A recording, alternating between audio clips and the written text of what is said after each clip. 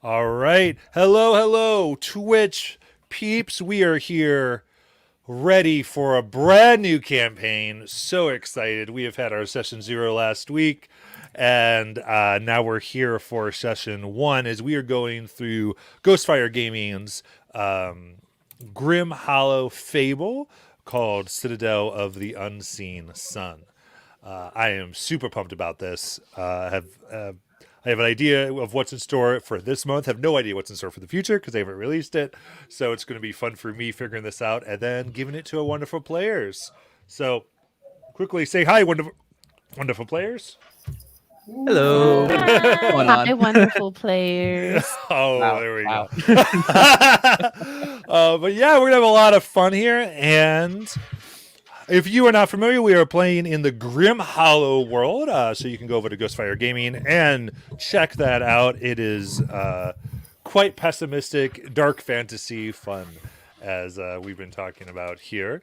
And I think there's also a few rules that you might kind of go, is that really a D&D rule? And it's not. It's a Grim Hollow rule. So playing with a few of their suggested things for a little bit more realism as we explore some dark fantasy. So, without further ado, we will start our particular game. So, let's see here. Oh, are people hearing music? Nope. No. Oh boy, let me fix that right now. I'm not hearing music. I was kidding entirely that we were starting apparently. I'm hearing a little bit. Let me just quiet. There it is. Perfect. So, you find yourselves sweaty and covered in muck after enduring a week of grueling travel. The sky above you looms black, lit only with the silvery glow of the moon, which is a common sight here in the Ostoyan Empire, where the sun has vanished forever, never to return from the sky. A week ago, you accepted a quest from an old man in the backwater town of Lunsk. The task was simple. Recover a tarnished old circlet from a mausoleum somewhere in the eastern woods of the Empire. All around you stand skeletal, petrified trees. And through a gap in the branches that almost stretch out like fingers towards you, you see your destination. Pushing forward, you find a small clearing. Before you towers the Gothic facade of the Penumbra vestibule. A plain of black glass sprawls beyond, shrouding the floor of this petrified forest as far as the eye can see. The steeply pitched roof of the moss-covered stone mausoleum is festooned with eerily realistic skeletal grotesques. Its stone doors are closed shut, decorated with an intricate sigil of a sun. What would you like to do?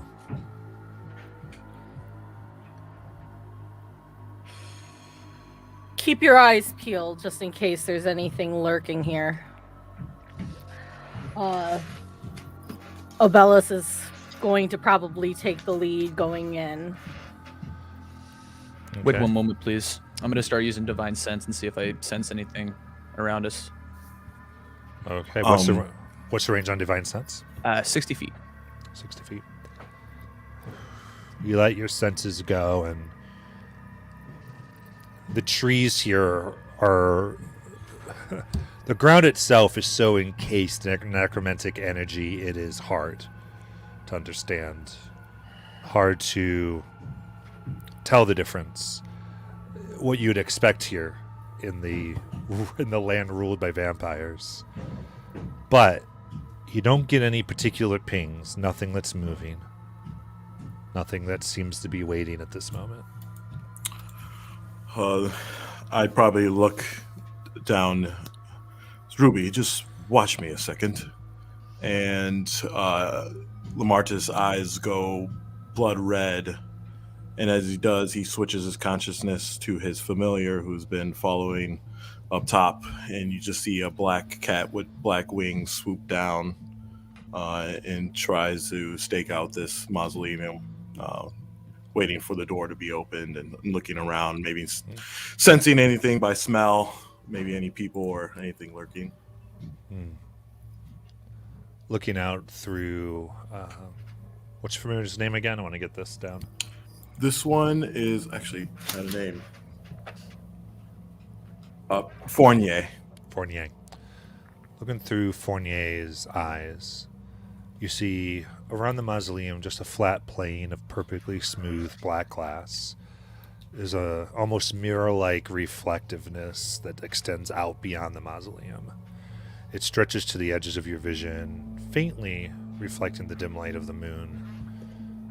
But no other movement, no life. Just still. I don't really know why we aren't just going inside. I mean, it seems pretty deserted to me. Well, by all I means. agree. Kentura would like to scrape at the sigil with her dagger. Are you trying to do anything specific? Just see if it's like going to react to being touched, I guess. I got you, yeah. You take your sigil. Actually, for this, make an investigation check because you're basically detecting for a trap here. All right. 11. Okay. Take your dagger carefully along. The stone is extremely hard and well formed.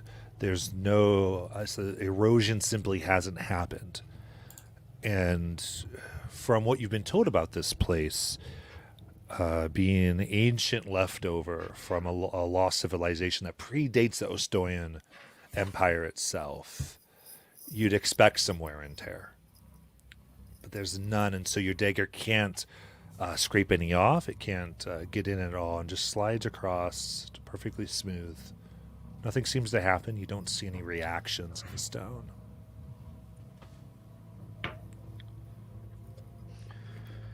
What does the door to the mausoleum look like? So it stands about 10 feet tall and 10 feet wide. And in the center of it, where the two doors would open, there is this large carved out sigil of the sun. The rest of it is essentially grotesque carvings of skulls and all their skeleton bits. I do also want to just point out, because I just added my character sheet, that I had taken a feat for observant, and my passive perception, or my passive perception is 20. Okay. So is there anything that I am sensing? Not right now. Cash is just going to start groaning and just start kicking at the door to open it. Okay. I will assist you if I Yes, can. I like this plan as well. I think we should go inside. I'm going to stay back a little bit and regain consciousness. But do I know what this is a monument to? Who is this mausoleum built for? Make a history check. I will do that. I love history. Oh, wow. That's not a great 10. 10. Oh, sorry, 11. 11. You have no idea. This sigil is foreign to you.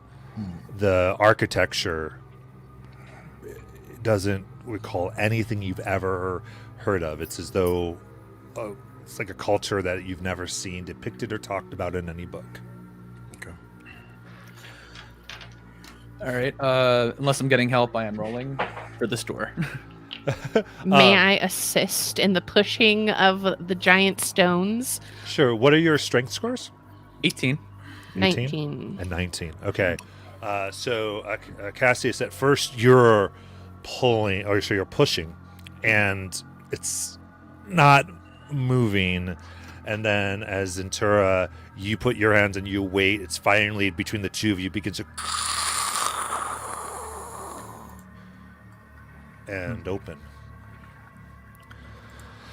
And as you look, directly in front of you, a stairway descends into the earth. At the far end of this hall of stairs is a single stone door. There's no light here. It's completely black. And just the moon just seemed to be in the right place to just shine a little bit where you saw this. How is everyone planning on seeing? I'm taking a torch. I'm just gonna light one out and just shove it against the boot, and it's just gonna light. So everyone can see by torchlight then if you're out front. You look and there's pristine murals of humanoid bones that adorn each wall. They're arranged into artistic images of the sun, similar to the sigil emblazoned upon the main door of the mausoleum. These sigils adorn the walls of each of the 3 landings in this hallway as you look down.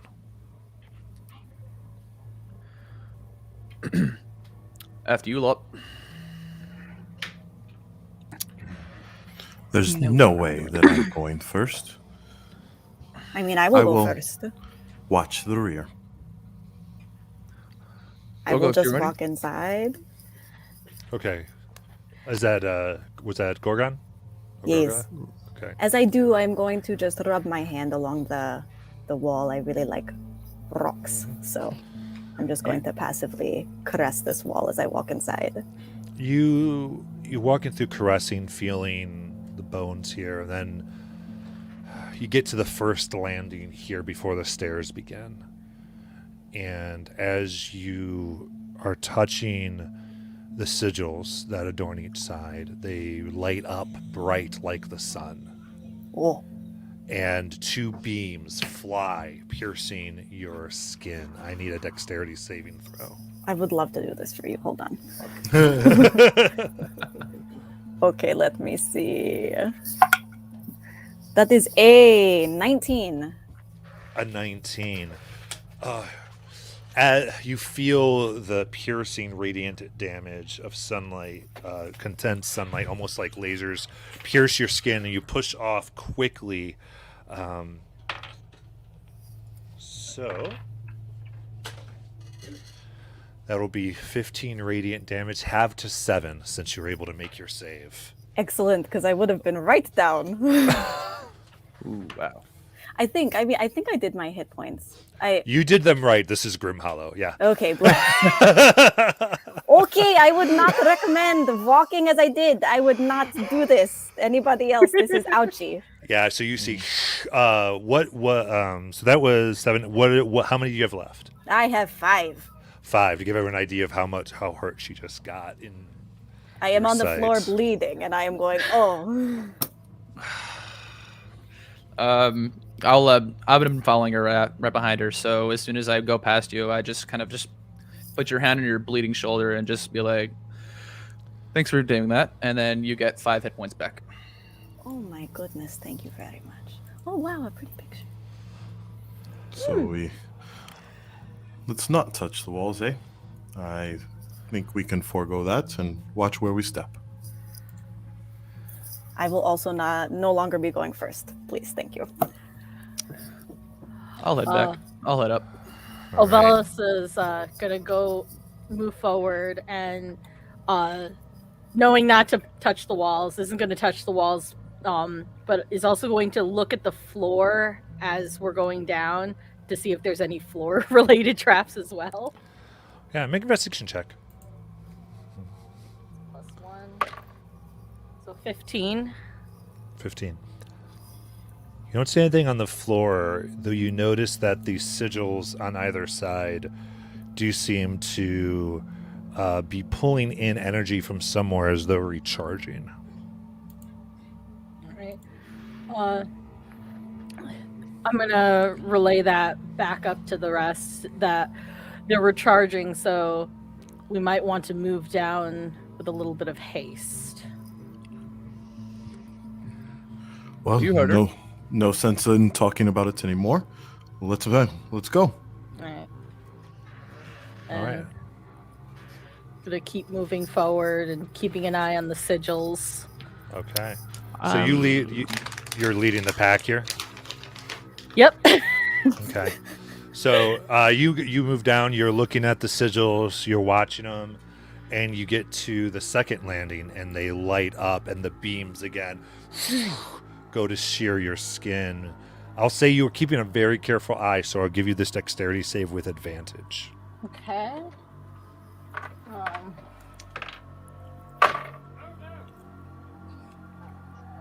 9 plus 6, 9, 10, 11, 12. 15. 15. Quite barely you push, and as again it sears from your ear down to your waist, your skin burns and blisters. You're going to take 7 radiant damage. Okay. And as you I push have back much- up, like shh, and then you see it again beginning to recharge slowly, like the other one. I have much sympathy for what you were going through. This was very Yeah. painful. Is there any rocks on the ground that I see? Yeah, there's strewn. Actually, in this piece, interesting. I'm sorry. No, it's perfectly well kept. There's no debris. There's no dust. Let me see here what I have. I'm gonna actually take my unlit torch. I have a few of them. Take one of them, and I'm gonna throw it ahead of us before we get to the third landing to see if it tries to, if it's like motion or Sure. whatnot. You throw the torch. It passes through. Nothing seems to happen. Ding, ding, ding, ding. It lands on the, just at the door below you. I think I'm going to try and race forward for the door, trying to get past these sigils, and try and race forward and try and stop just before the door. Okay. So you have one more set of sigils before you. You just want to run through it? Yeah. Okay. You run, and you leap through, and as your body passes through the area, the sigils light in reaction and fire. Make a dexterity saving throw.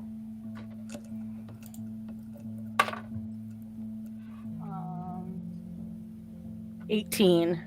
18 will do it. It's going to be 7 more radiant. Whew. I'm not looking good. How many HP do you have left? 1. 1. Oh no. So you see here, describe your character now for us, and how burned you think they are that they've been radianted down to 1. I definitely think at this point, Obelis has lost like the scarf that she's kind of like kept around her. It's just been like burnt away by the radiant damage. She has burns across like the bottom of like her chin and her neck, where it was like around her. And it's not so much that she's bleeding, but that like she has these scorch marks just over the exposed parts of her skin, and she kind of like lands in a heap at the door, or at the wall by the door, leaning against it, just kind of like breathing very heavily. I see. Kintor is going to look at Lamartis. Is that correct? Correct. Well, I don't suppose we should send your animated driftwood down next. All right. referred to. Yeah. So at this point, the person. they're already down. There You get- are everybody's down there. no, just the one, and you get that the okay. other sigils are recharging, so all of you would Yeah. have time to get down at this. I'm point. just running after I Yeah. see her go past. I'm like, well, not gonna waste any time letting it recharge. Yeah. Ruby's also following, Yes, same. and he's in chase. So like he's very loud, so you're just hearing the creaks of every joint run. His Yeah. fingers just they no control to them. They just crack next to each other. How do we Just find him again? Describe So- Rupert. What does, especially because not everyone's going to be familiar with Grim Hollow. What does Rupert look like? So Rupert is a Welshkin. He looks like a doll, basically a Marietta doll of sorts. A little bit more control than what strings on a stick can do. A little bit more like very precise. He has these two swords on his sides that, if you look close enough, they look like they could be two halves from a giant shear. And he's rushing down ahead of Lamartis to make sure that charge doesn't go off on him. Absolutely. Each one of you. Now the sound here, the stairwell filled with the whimpers of your compatriot at the bottom and the creaking of Rupert. You get down quickly to the bottom of the door of the stairwell. Well, Belle, how do you feel now? Well, thanks considering. I'm glad I'm still standing. We wouldn't want to lose anyone on the first trip, so let's just be a little bit more careful. Yes, definitely be more careful, Belle. Obviously, that was very silly of you. For going headfirst right through the thing, I mean, my goodness. I love the initiative. I will not complain. It wasn't me. Right, this is all nice and hunky-dory and everything. Can we keep going, please? You'll see Rupert looking over the burns on everybody, making sure they're okay. He's pulling out strips of fabric to like wrap up to make sure like no one's getting extra hurt Love it. from these burns. And there's just one door down here, correct, that we see? Yes.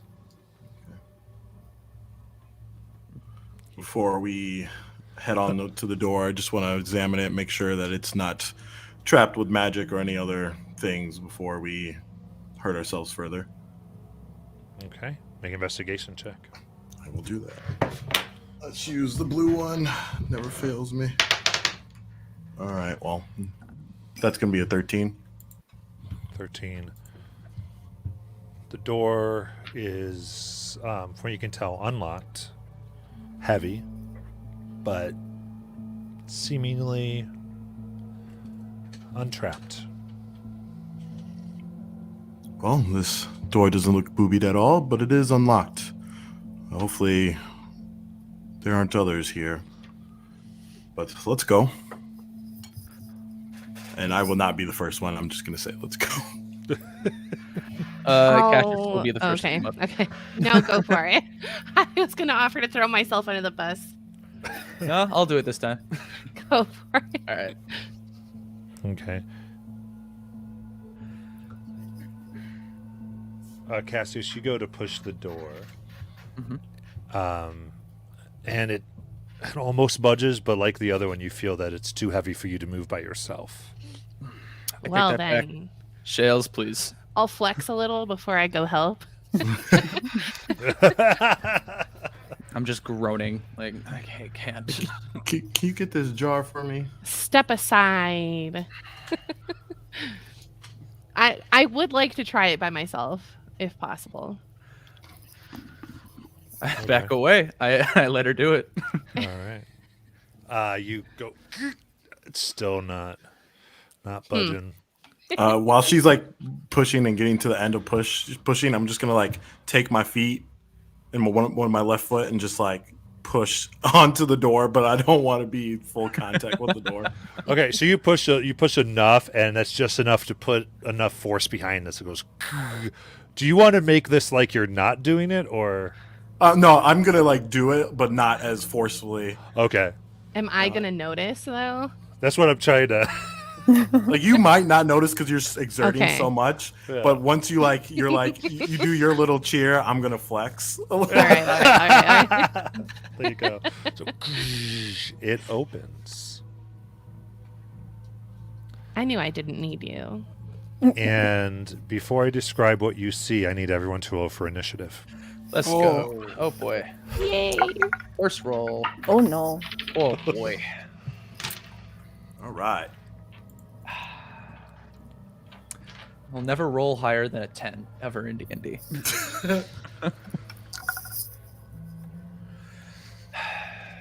All right, let's see here. Looks like a lot of people did not roll in D&D. That's okay. Gorgo, Oh, I am a 6.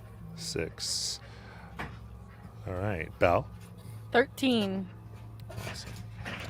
Cassius, 10. Quintura, Hold on, Jack. 15. Martes, 19.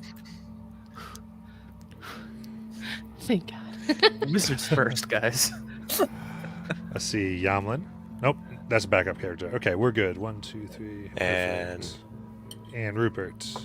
I think I rolled an 18, but I Yeah, don't see You, it. you got an 18. Okay. That's what I have. That's why I didn't say your name, because I had you. All right. So, perfect. As you open this door, a crystal orb floats above a stone plinth in the center of the chamber. It rotates slowly, glowing a faint blue. Its carved surface evokes the shape of a lidless eye. A secluded alcove stands at each corner of the room, with doors to the north and south. To the east stands a massive stone door, inscribed with detailed carvings of humanoid figures, skeletons, and a radiant sun disk. What you want to bet that's going to shoot out some more damage? Well, let's not find out. I'll leave you to it. And I'm first, correct, on the top of the initiative? Yes, let me just double check that. So this is going to be Lamartes, yes. Yes. So Lamar takes off his glove, pulling on his middle finger, and as he does, you see a skeletal hand with a palm bloodstone that is wrapped in different twine and things to be attached to his hand in the center. And as he does that, he's going to just take a nick of his dagger, let it run down, and he's going to cast Bless. And as he does, blood shoots forth out of the bloodstone, and he's going to bless Ruby and Gorgo and Quintura. All right, so each of you have a D4 for ability checks. Yep, ability checks and your saving throws and attack rolls. Thank you very saving much. throws and attack rolls, not ability checks. Sorry.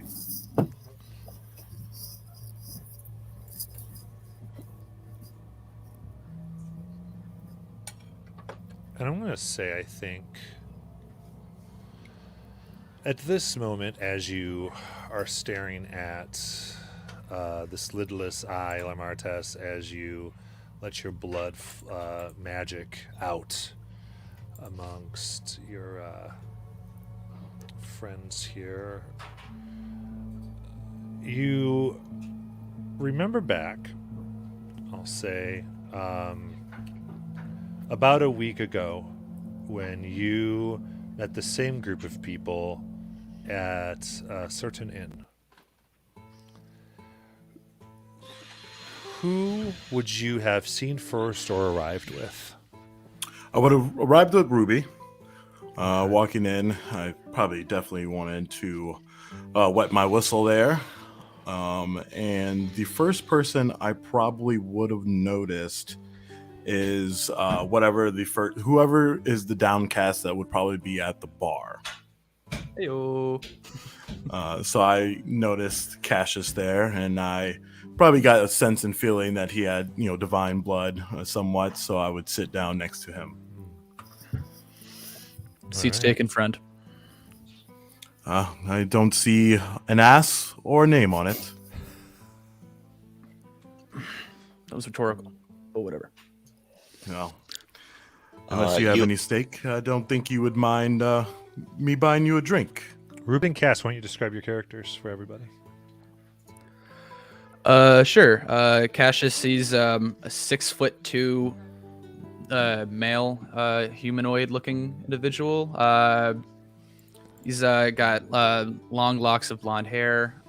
His eyes are probably the most divine-looking part of him, as he kind of hides whatever sigils have been on his body. But his eyes are like this kind of orangey yellow light coming around the irises.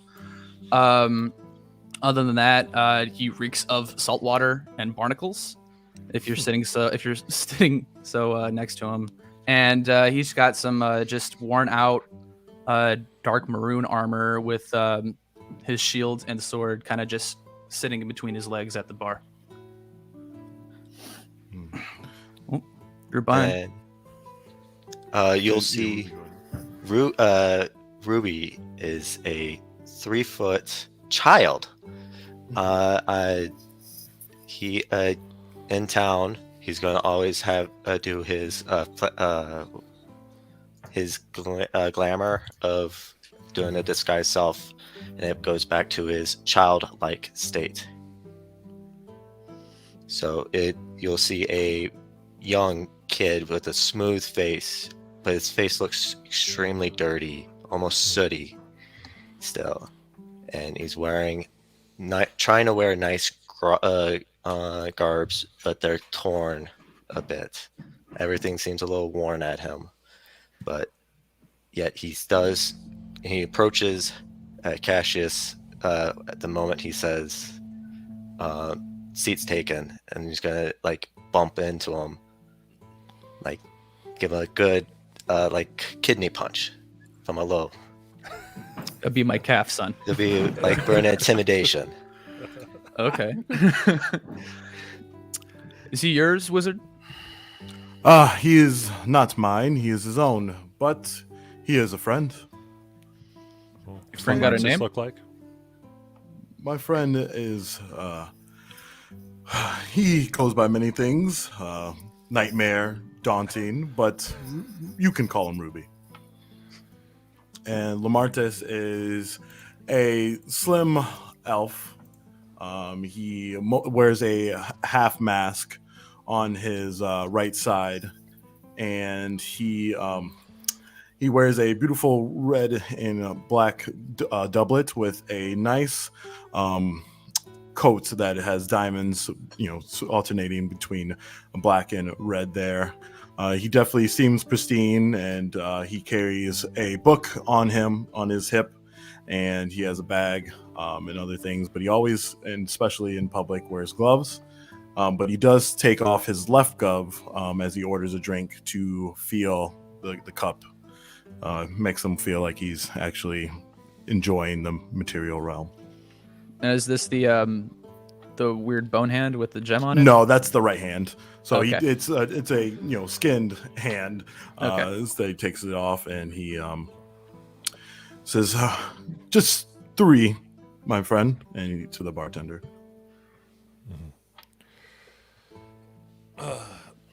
Bartender comes over and actually brings a total of 6. Goes, I was told to make sure all 6 of you are well taken care of when for the one you were coming here to see. Oh, there's more? I thought just us 3 could handle it. Must be more than I bargained for. I better be getting paid well. You and me both, friend. And as you sit there, kind of looking back at each other's eyes, getting a little bit of who are these people, trying to read each other down, we go back to this crystal eye in front of you all. Oh boy.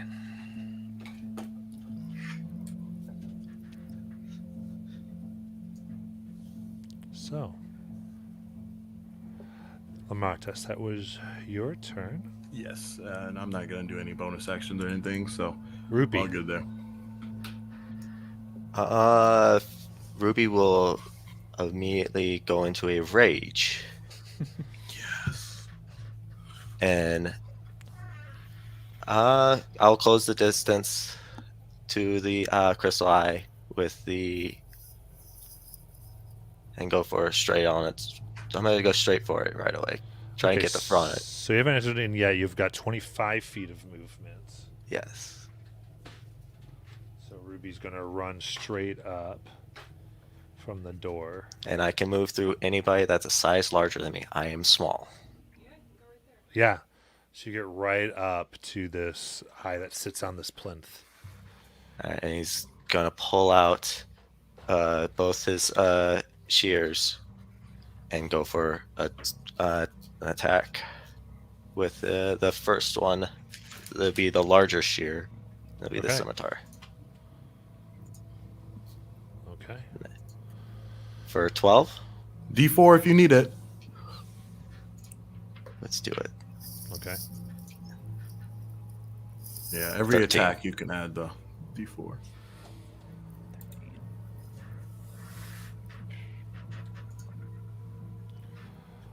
Okay.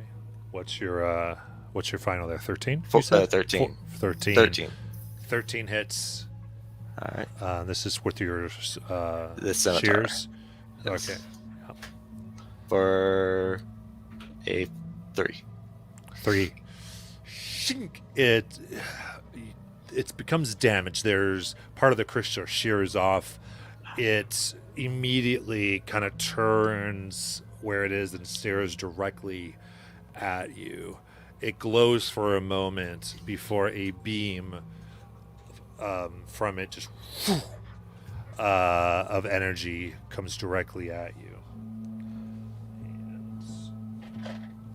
And that is going to miss you entirely, as you're so close to it, you become a small target, and it's able to get just hit the wall behind you. And that it's a 5. It's been a minute since I played a barbarian. I had a +2 for rage. Yeah. Oh, So 5 5 total. damage. Yeah, 5 total. Okay. All right. Then you're doing your second attack. No, that's Bonus later action. on. Yeah. It's a bonus action. Yep. You got it. And that's it. Okay. Quintura. Oh, geez. Upon seeing the beam of light, I will be using my shield just in case that does anything, which I don't think it will. And I would like to also step forward and take a whack at the eyeball.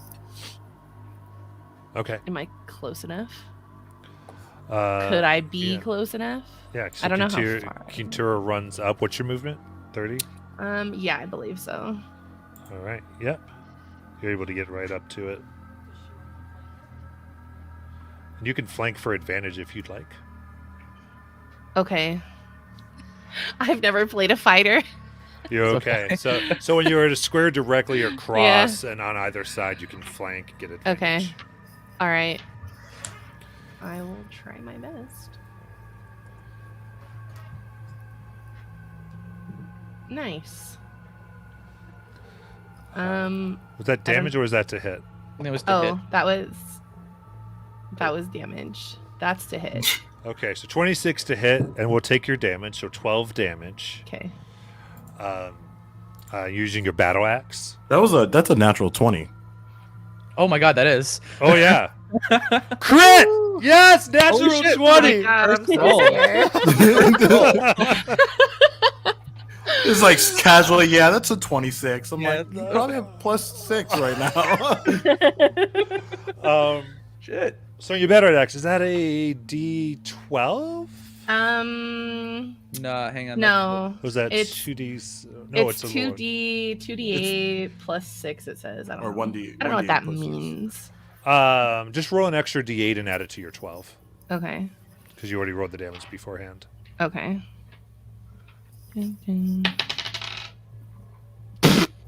3. 3. 15's That's all right. not It's bad. all right. 15. Still With great. that, you come down and you're able to hit directly where Rupee started this, and you carve it deeper and deeper, and find your axe coming through the bottom as this crystal orb goes into half and shatters on the floor. Fuck yeah. Same. That's like you even had a D4 for that. You could have got 30. That would have been amazing. Sheesh. All right. Doesn't it help to have a little blood? Yes, I suppose. Even though I'm like internally opposed, but yes. And everyone that did get blessed, there's like a drop of blood like in your forehead. So you might want to wipe that off if you don't want to keep it. I'll take my finger and then lick it. Oh, it tastes oddly sweet yet sour, like a Sour Patch Kid. Tasty. But that is for another minute or so, unless we want to. If we want to get into some of these doors, or where should we head off first? And I'm actually going to walk over to the where the orb was and see if there's anything left over that piques my interest. I think for this, make an Arcana check. We'll do. Oh, another 13. 13. This once must have been carved out of one large crystal piece, but is now absolutely in pieces, useless. Fair enough. I look down. Sitting on my hands, and I look a little disappointed. But all right, who wants to be the lucky one to choose the door? Is there any evidence on like the floor? If like there have been previous people coming in here trying to try other doors? Is there like footwork or anything like that? Make an investigation check. Oh, this is cocked. Hold on. Okay, hold on. Ba-ba-ba-ba-bum. A 13. 13. You look, and there is no sign. You don't see anything. Either this has been cleaned or just no one has been here in a long time. Okie dokie. Cassius is going to make his way to the one door with the sun on it, and he wants to check first if there's any sort of writings around it, any kind of hieroglyphics he can see. Sure. You begin looking at this, and I think Gorgo, you kind of see Kintara there, just kind of licking off the blood from her finger still, and you see Belle burnt to a crisp. And there's a moment where you go back a week as well, as you're in the same inn as we described before, and you see the woman you now know and didn't know then, or the person as Kintara, just licking a little bit of juice from their steak that they've been served, red, and overhearing Belle complaining about some burnt toast that they were served. Why does it have to always be burnt? I am definitely walking over. I mean, the steak and the juice and the licking, these are people that I definitely want to be knowing.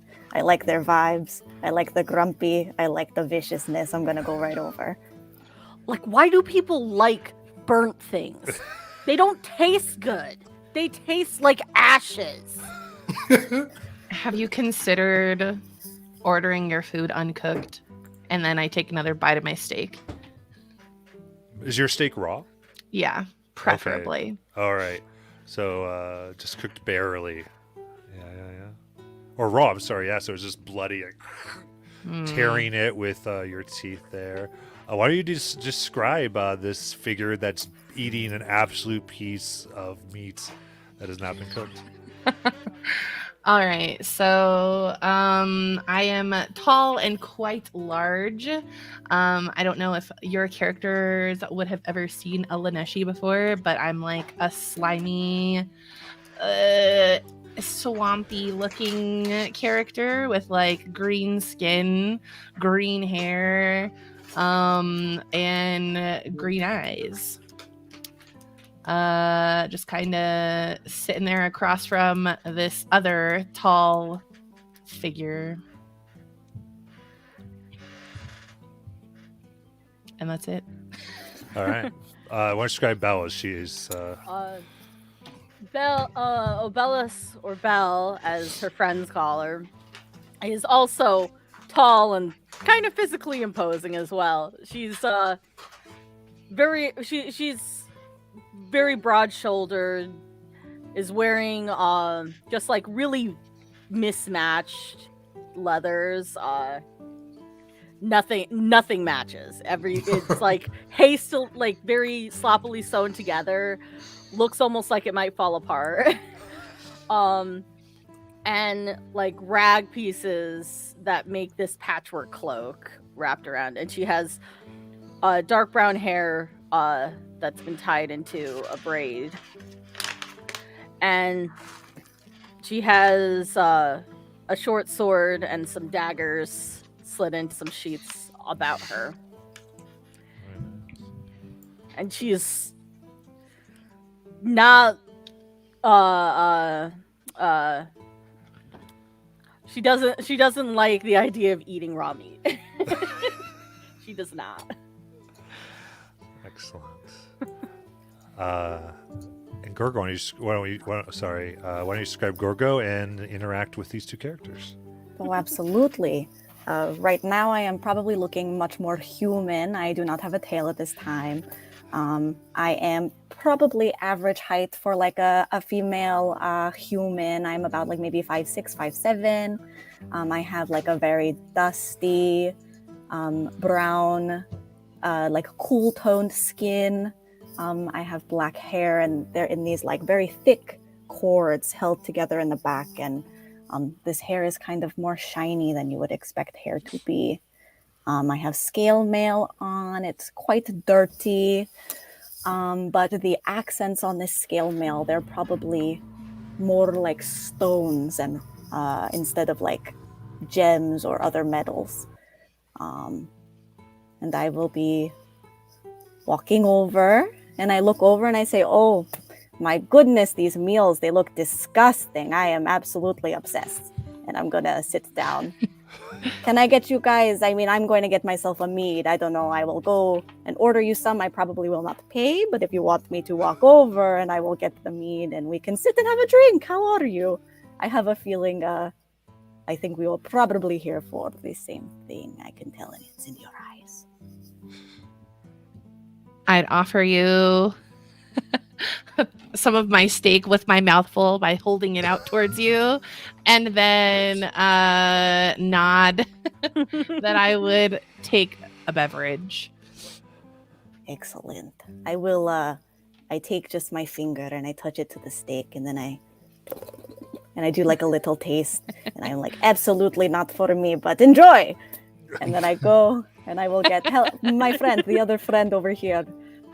Would you like a mead as well? I'm going to go get a mead. Sure, at least it will wash the taste of this burnt bread out of my mouth. Excellent. Telling New you, friends. raw. As you order, there's a gentleman, dark-skinned, with kind of these puffy white eyebrows, don't look trimmed at all, and black hair that is tight against their head. Just kind of approaches the bar, He's in a dark purple kind of robe suit combination here. They're just robes that are very tightly pulled around his figure. And he simply says, "Oh, yes, I will get that. Ladies, I have a table to discuss the business that you received the letter from me for." And he motions towards with two gentlemen and a child. And goes, "Simply join us when you're ready for business." And he puts a few silver down to pay for your drinks and your meals, actually. It looks like Mr. Bossman is here. I'm supposing, I guess we should go join them. Then the three of you... Oh, is there flavor you want to add? The quicker we get to business, the quicker we can get paid. And I pick up my mead and I walk on over. And with that, as you begin to move over and sit down, we come back to this strange door that has been investigated. You look at this, and upon this, both of these doors sprawls a scene of conquest. There's an army of the living dead, ghouls led by vampire generals, that are charging up a mountainside toward this humble-looking citadel carved out of the rock. Before the gates of the citadel stands a smaller army, this one made of walking skeletons. Some are armored, some are not, led by a skeleton in a flowing robe. The leader of the vampires and the robed skeleton both hold their hands into the air as if conjuring a spell. In two circular cavities, about the size of a human's fist, rest in between their outstretched hands.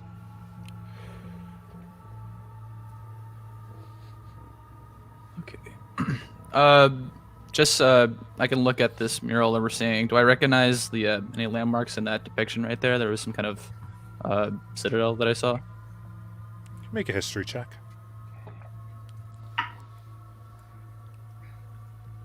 Uh, 16. 16.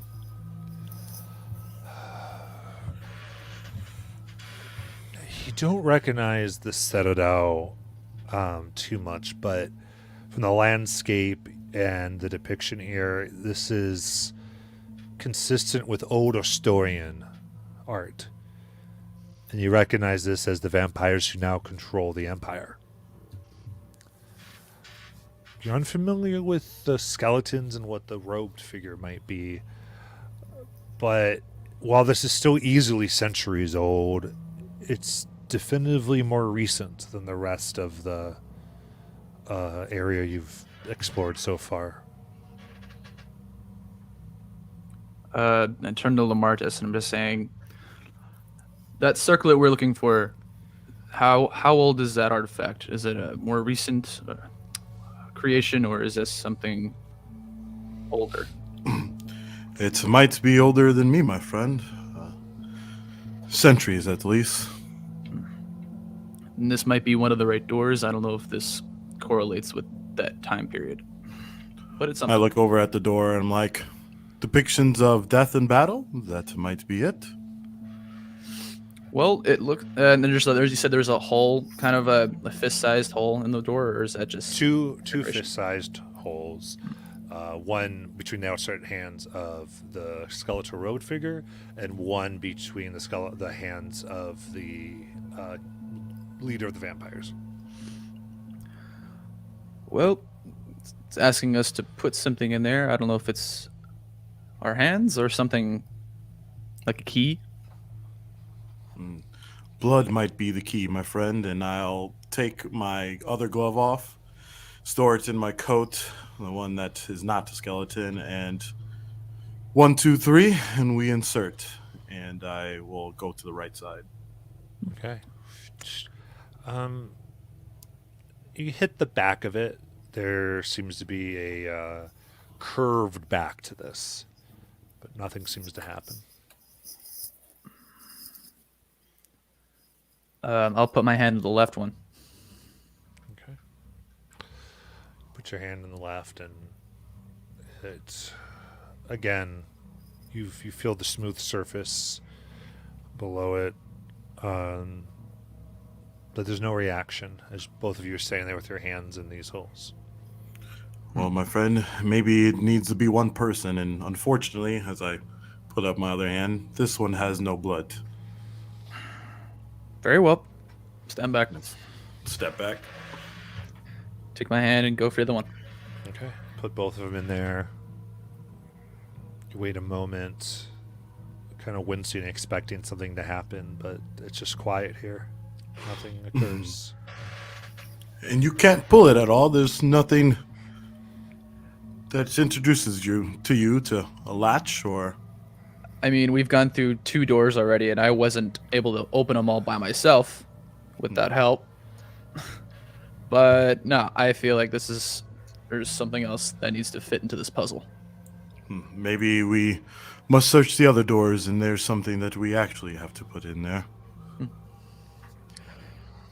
Let's pick a door then. I'm gonna grab Kentura and point to one of the other doors and ask her to help me open it or lift it up, whichever way it opens. Sure. The two of you get to the door and again push, and it opens up with both of your strength.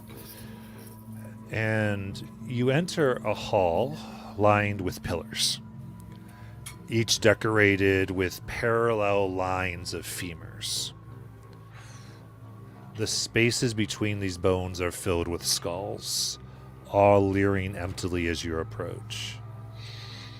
A stone door stands at the east end of the room, and several funerary alcoves filled with glinting metal line the west wall.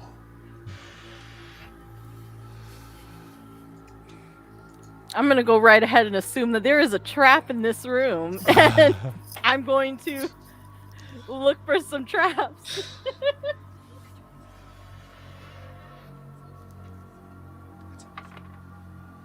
Oh boy. And that's investigation. So. Yep. 4. Or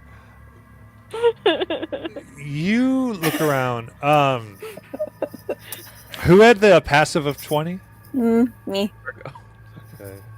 Gergo, you see them investigating. What you do here, all of you begin to hear a clattering from the west end of this room. And as you walk in, you do see, Gorgo first, several humanoid figures rising from the ground to the west. Oh, we And have you clearly see that this noise was the sound of falling bones. I alert everybody. I say, "Look alive! I think we have company in the back." Gods. Look alive is a good choice of words. I like that. Yeah. You know, Yeah. Lamartez, I think if we have your skeleton hand in here, maybe with all the skulls and the femurs, we could make a whole skeleton. You know, I might donate my body to the arts one day. We'll see. Yeah. But I'm like, I'm saying this as like where Cassius and I are walking from the other door, since they're yelling from that west door. I'm thinking.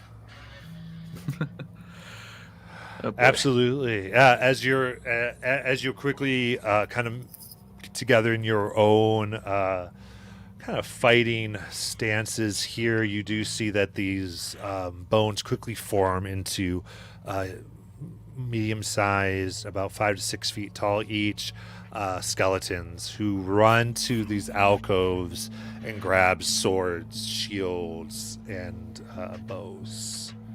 Bows. Oh no. And why don't you go ahead and describe to me, what do you think if like all of you knowing that a fight's about to come, what type of formation does this kind of newest, you've been together a week though, so you've faced things, what type of formation do you form, do you think? I'd volunteer to be in the front. I'm in probably the most kind of armor, and I've got the shield up, so I'll probably just be the spearhead of this. Lamartis likes to be in some back wing or in middle back just to make sure that he can see the whole battlefield and dictate and buff people and help if he needs to. Okay. Go ahead. Ruby would be close to Lamartis, but also be ready to like get into a fight if it needs to. But he's also there to watch out, like make sure no one's sneaking up on the back row, kind of deal. Okay. So like in a second back, or a second behind Cassius a bit. Belle's probably going to be more in the back and off to the side a little bit, just because she's injured so much. Gorgo will probably maybe take the middle ground off to the other side, deciding whether she wants to do ranged weapons or go into melee. She's going to see. Okay. All right. Then go ahead and roll initiative. Oh boy. Do we still Pink- have bless pink or just blue? for Pink or blue? pussy? It's probably been a minute. Yeah. Yeah. Okay. Cassius got a 21. Oh, here. Let me put it in there. Probably the same thing. Oh, no. Okay. Gorgo I got a 4. for It is not a good day for me. Obelis. 16. 16. I actually did this one in roll 20. In row 20 or D&D Beyond? D&D Beyond, Jesus. Okay. Like, we're not there. Yeah, no, I saw that. And then Ruby, 7? Yes, a 7. Perfect, okay. Okay, in that case... Ready?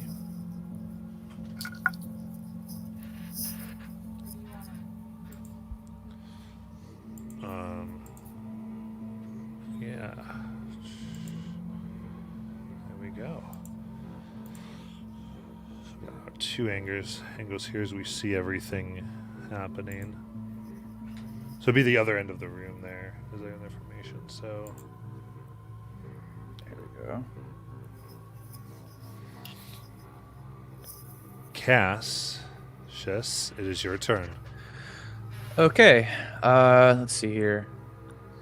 I'm probably just charging in, so the first skeleton I see, I'm whacking at it. Okay. And so let's see, your movement's 30, so you're going to move up 30 feet to try to get to the first skeleton you can. Yes, sir.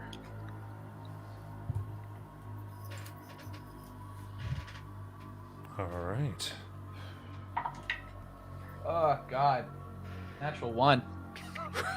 Oh, man. That is out. Okay. Let's see here. Yeah, that's my one action. What did you have striking with? Striking with my longsword. Just Yeah. All right, you take your longsword out. The skeleton sees this and kind of moves to the side and brings its shield down quickly right on your longsword itself, and it clatters to the ground as its face looks at you to where you imagine if this thing was actually living would be staring you down. And with that, Belle. So where am I on here? I can't tell. So between just all of point these. out Belle. I think you Okay. talking. That's what I thought.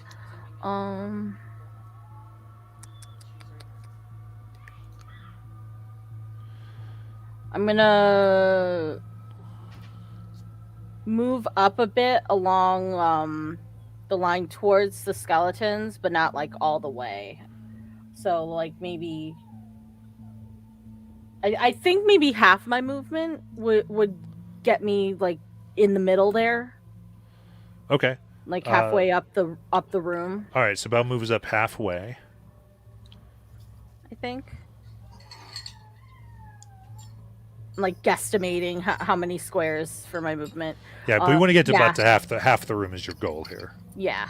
Yeah. All right. So about you run up halfway. Just what else? And then I think I'm going to hold my action. I guess because is it like really? How dark is it in the room? Right now, the only light you have, this is completely dark. All you are looking okay. at is so you see them by the torchlight that Cassius was showing. All right. Then, is there like room to hide in here at all? Like, Yeah, there's these pillars, and you can definitely. then I guess I'll use my action to hide and see if I can keep out of sight. All right, go ahead and roll a stealth check for me. That's 8. 8. Okay. At least I have a bonus on that. And I got it too. There you go. So you try to position yourself the best you can. You find yourself a little larger than the pillar, and you're doing the very best you can. You're like, oh no, no, no, no. And with that, we have. All right.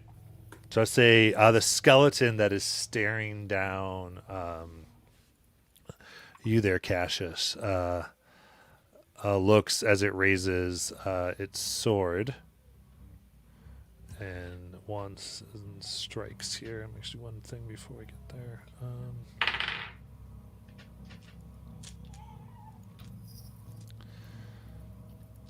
Never mind.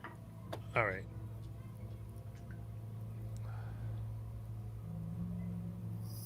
That's going to be a 15. That is a miss. All right. So it goes to striking. You're able to just back up enough to where hits air. With that, Lamartus, it's your turn. I probably look at one of the other overzealous skeletons, and I'll point at it and say, I've seen better bags of bones at a hag's house, and I'm going to cast Vicious Mockery on it. Nice. Hey. So it needs a wisdom save.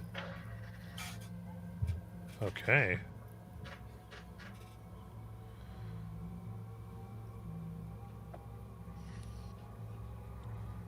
That is 18. Well, it will make it this time. He was feeling good about himself. And that's all I will do this time. Okay. Awesome. That very one kind of shaking its head, Lamar just raises up its bow and lets an arrow loose at you for 11.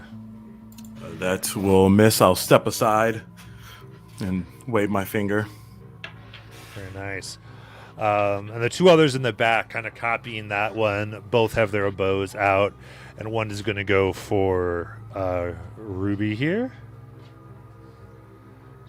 They're awful shots for 10. Misses.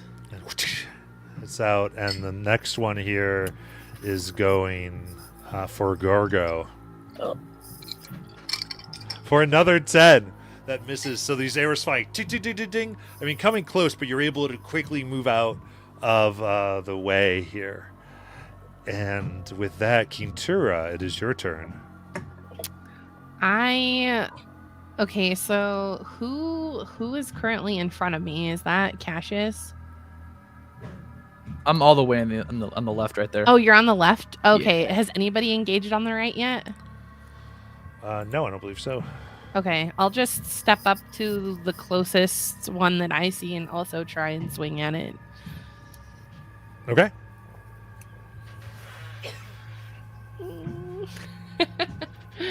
I'm scared. Okay. 18. All right, 18's going to hit. So you run up Hiya! and engage. Sorry, I didn't mean to verbally say hiya. It's appropriate. I liked it. All right, roll that damage. Oh, Do I your- rolled a 10. I think that's right. Yep, that's right. All Okay. right.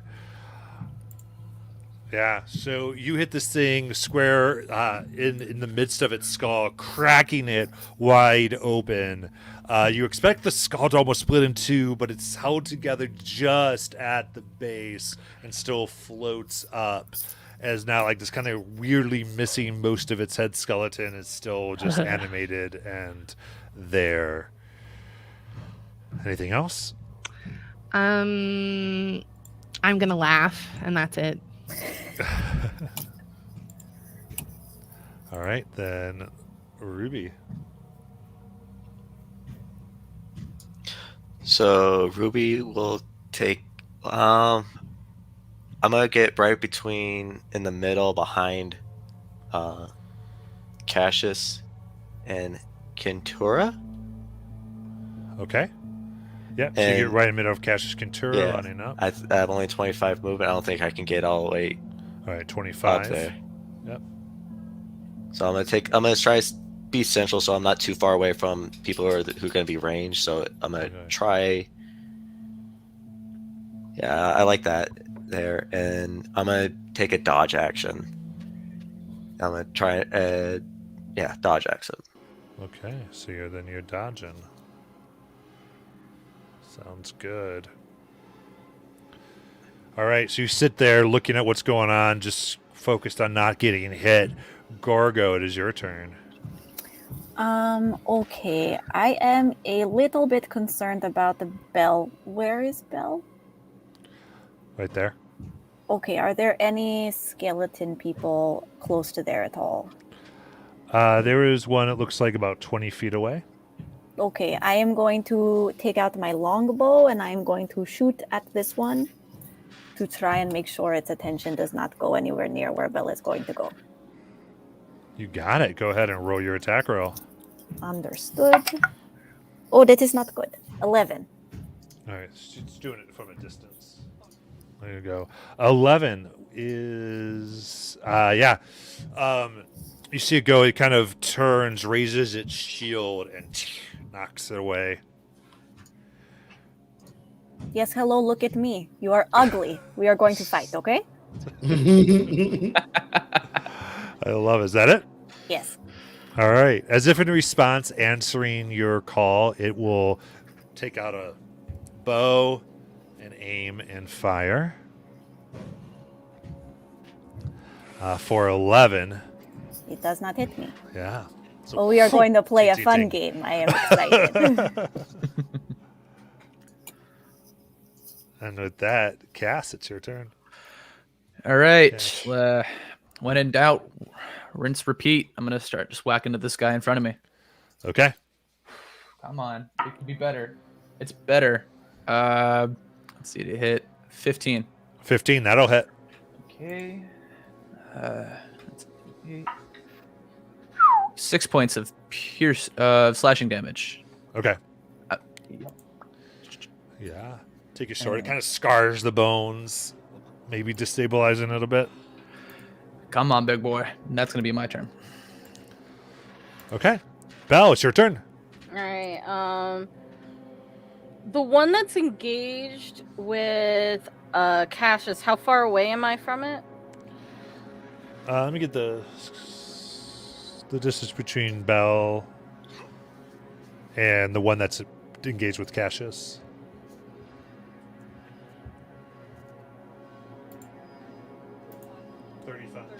35 feet. Each square is 5 feet. So, All right. 35 feet.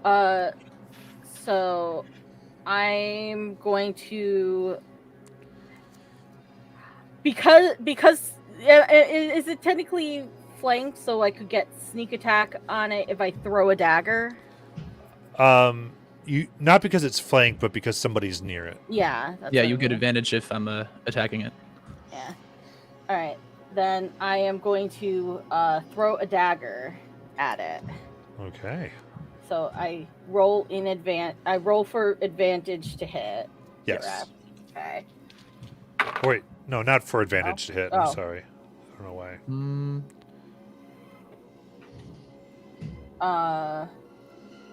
So just a regular. It's a regular attack roll. Okay. So that's 16. 16 hits, and now you roll your sneak attack damage along with your regular damage die. That's right. Okay. So that's a 4 and 6. That is 5, 7 damage.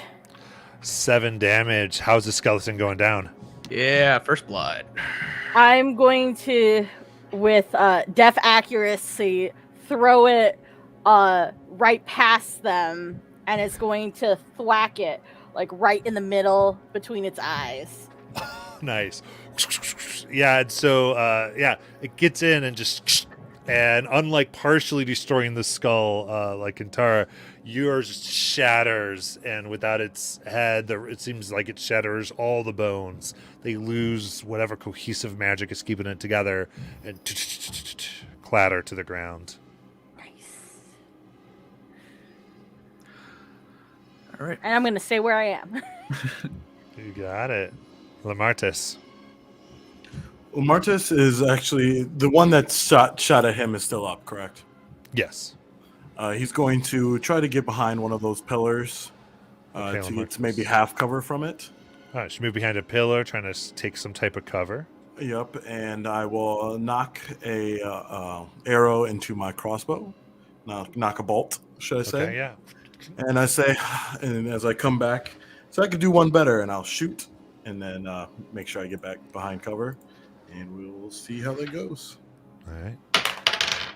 Oh, that does not do what I wanted to do. That's a 9. Whew, yeah, no. It just goes way wide. You hit another pillar. And I rolled a 3. wow. Oh. Wow. Up, and I will stand there. All right. It will fire back at you. That is going to be a 23 to hit. As it does that, and I feel like it's going to get me pretty close behind that cover, I'm going to use my reaction, and my bloodstone emits like silvery sticks, and it's like kind of obscures his view, so he has to re-roll that 20. Okay. It casts silvery barbs. Very nice.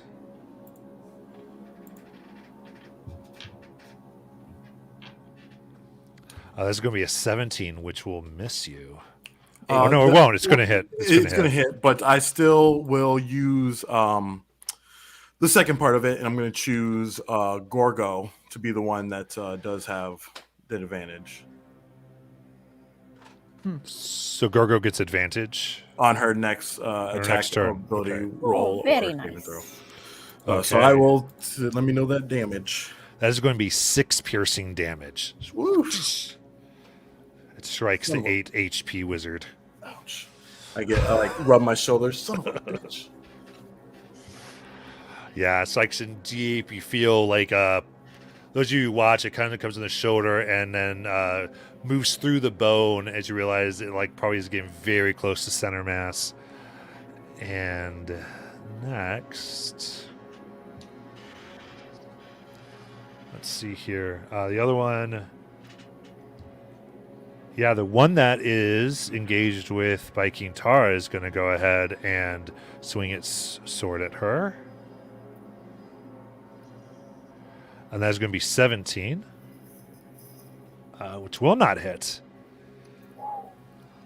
And strikes as you're able to deflect it easily. And let's see here.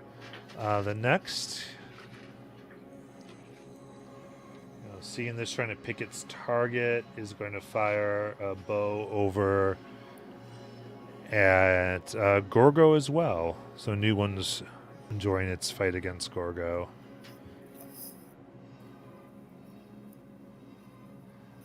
Gorgo, that's a 15. Oh, it misses me. Very good. Kintara, it's your turn. Kintura. Okay. The one that just missed me, I would like to. Okay, question real quick. If I choose to kick, that would be an unarmed strike, and I can do that while I'm still holding a shield and a battle axe, correct? Yes. Or would I have to? Okay. All right, I'm gonna try and Spartan kick that skeleton into the shadow realm. Yes. All right. Whoa. Nice. Ooh. Got a Okay. dirty 20 there. Yeah, dirty So- 20 to hit.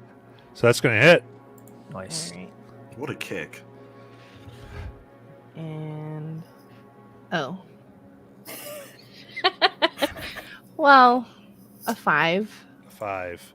So you find that this blunt bludgeoning damage does massive damage to the skeleton. And it just shatters to your foot. You just kind of step through its remains. Some of the dust going across your face. Groovy. I will again laugh, and then yeah. That's... You have movement if you want. Okay. How far away am I from the another skeleton? How far was Kintara from another skeleton? 10 feet is the closest one. Okay, so I can do that. Yeah. She runs I up. will run up to that guy. Still laughing, like Still laughing maniacally. Yeah. Oh my god, this is great. Pointy teeth. I love it. Ruby. Seeing that there's only 2 skeletons left, right? Yes. He'll go over to the one that is attacking Gorgu. And seeing that the kick did so much more damage, he's going to try for a kick. Okay. All right. So so Ruby runs up to a skeleton, does a kick. That's a 14 to hit, and that will hit. Nice. Alright. And that's 3 damage. Okay. Excellent. So yeah, you feel a bunch of the bones crack underneath your foot. Still up, but definitely took a good hit there. He's just going to look up and like, oh. As it looks down at you like, oh. All right, Gorgo. Were there 2 that were shooting at me, or just Yes, one? 2 were shooting at you. Okay. Okay. The one not with Ruby, the other one. I'm going to go look at that one, and I'm going to say, now, I am feeling very confident this time. I am going to try again, but we're going to do things a little bit differently. And instead of shooting my longbow, can I walk up and hit it with my longbow? I love it. Yes, we'll definitely do this. As you, do you have feet or not right now? Say again? I don't know what this means. Or because you slither or you walk. Oh no, depending I on have feet. I'm your sorry. feet. Yes, So I am you having do. You human walk legs. up. So you do walk up, and attack with your bow. Do I have advantage on this? I did, right? You do. Yeah. Okay. I think it's Yes. probably improvised weapon or something. Yeah. Do I add a plus my regular? Let's just do unarmed strike to make it easy for you. Okay. Okay. Well, it's only a 14. A 14's gonna hit. Oh, Nice. excellent. And I am doing damage of an unarmed strike? Mhm. Okay, Yeah, I well think that is a 2. All right. Actually, do a. Let's do a D4 on top of that. Okie dokie. A 2 plus a 2 is a 4. There we go. So that will be 4 bludgeoning damage as you strike down. And this is the one that was with Rupee or the other one? The other one. The other one. Excellent. So you hit down so that would be 8 total damage. This cracks against the skull begins to crack more. A few ribs fall down. You are Take another crunchy. I am hit. excited. Yes.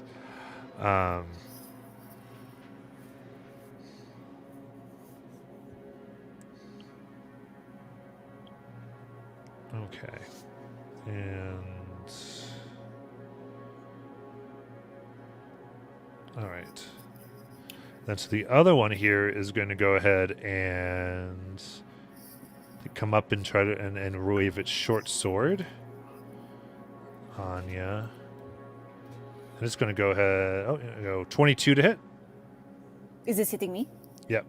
Then yes, that hits.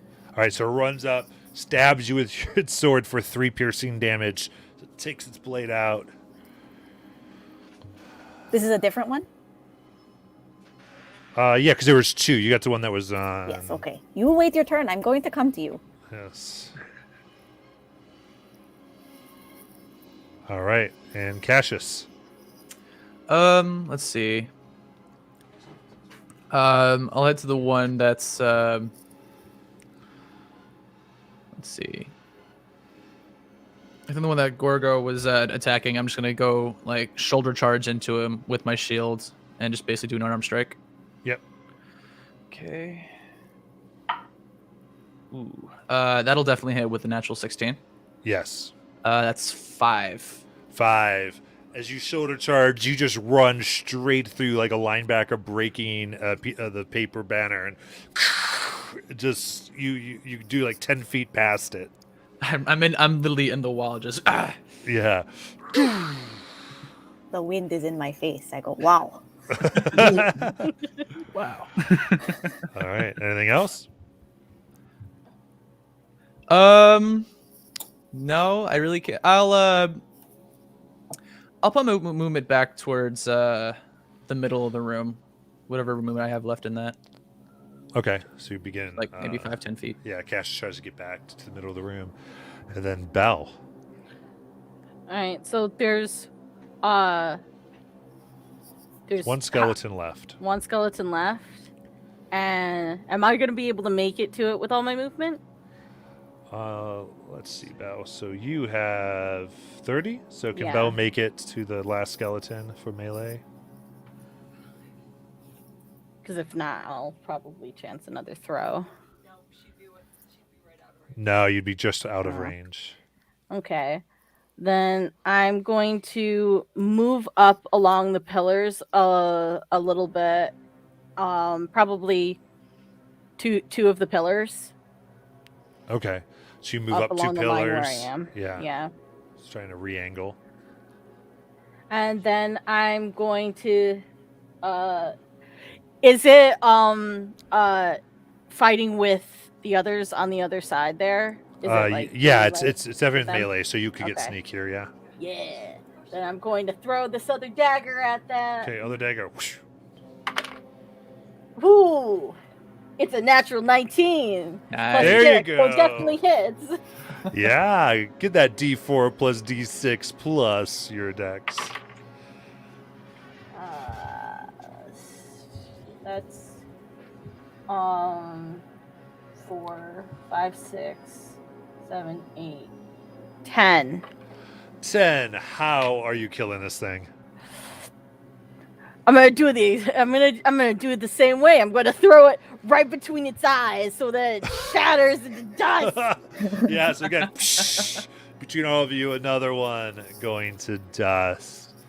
And you look around, and it seems as though for the moment the room isn't reacting any further.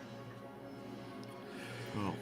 Lamartis would put his crossbow on his back and start walking down. Good job. And then as I do that, and I'll walk past Kentora, and she probably has her battle axe out still, and I'll flick it, and I'll be like, Kentora, you've convinced everyone that their swords are useless with your gallant kick. Let's try not to hurt ourselves. And then I will start looking around for something that I think would fit in that handhold door. Okay.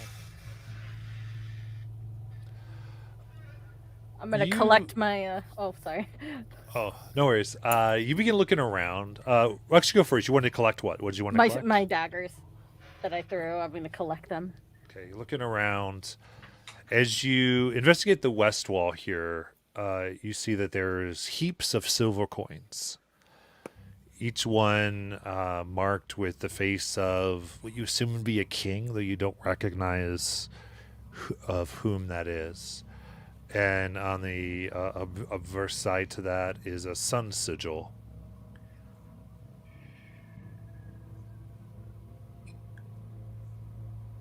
Do I find this, or does Bella find this? I'd say you both, as you're searching, as she's looking through everything. Okay. I would probably pocket what I find and try to head to a Okay. pawn shop or something. Pawn Stars. Yeah, in total, there's 529 silver pieces of these. Holy shit. Whoa. How much were we getting paid for this job? So this is what Lamartis would do. He would take 200 of it if it was a pile like right next to him, and then he'd be like, "Hey guys, I found some silver." I mean, sure.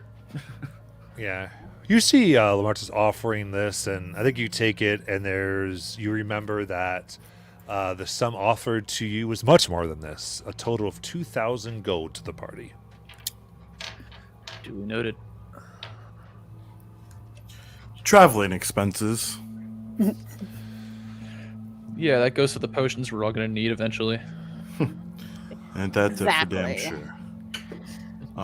But as I look more, I do not see any hand or anything, maybe like a obscure something that could go into that door. Yeah. You do not, though there is another door at the east end of the then. room. Okay. Is there like a skeletal hand still on the ground? Absolutely. Yeah, Ruby would be holding a skeletal hand, actually two of them, and just walk over to Amartis and just like, here we go. You asked for. You found a match. Thank you. So, Grab it and put it in my coat pocket. but backtracking a little bit. So before, when Lamartis pockets the 200 before offering it, would I have noticed it? Yeah, you found it at the same time. Okay, so I noticed that he pocketed the 200 before offering it. Yeah. Okay, But I'm not there's gonna say. 529 there, so. Yeah. Belle isn't going to say anything, but she's gonna just kind of like notice it. Gotcha.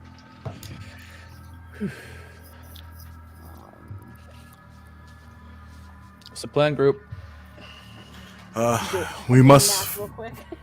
find a key for that other door, so I say we go ahead and see if we can find anything else. I am not doing so well, but spilling my blood is something that happens often. I just usually like to spill my own blood. I'm not gonna comment on that. I'll open the next door. Just Okay. not even checking anything. You go to push, and as usual, it's too heavy for you by yourself. Why do I try? It's like I don't ever learn. Ruby would go up to it Okay. too, and So you and this On the pint-sized very- doll just are able to open it up. And in here, there's a life-size skeletal statue that stands visual over this small sanctuary you've opened up. In one hand, it holds a bowl. In another, raised high, it holds a crystal orb gleaming with golden light. And this light kind of just fills the room and marks upon your armor. The statue appears as if it is made from an actual human skeleton. Its bones gleam like silver in the light of this orb. And the bones themselves are covered with magical runes. Martes, I think I might have found something here. And yeah, how strong do these bones look on this skeleton statue? Let me make a perception check. Oh, that's pretty good. 10. 10. I'm sorry, Best- 9. 9. The best you can tell, it seems like this was made to be fairly heavy and secure. I'm not gonna try and like jump all the way up to try and get that that shining little looking orb. So I'm just gonna take the sword out and just start doing a queen swipe at the arm, so it just falls to the ground. Okay. So you take your sword down. Go ahead and make a attack roll.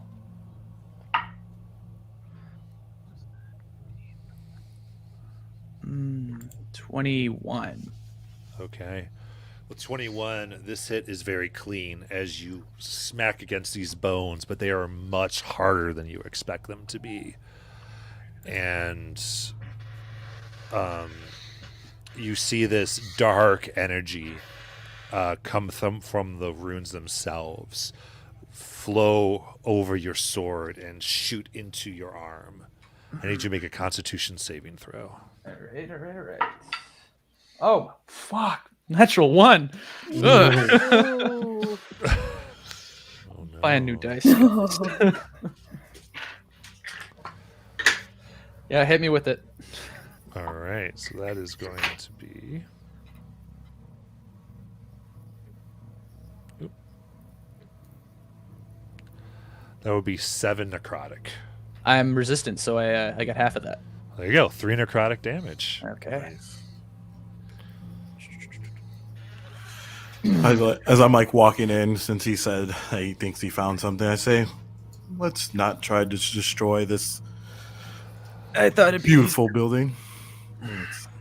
There hasn't been a nick in this wall, and I'm sure that this thing has been standing for hundreds of years.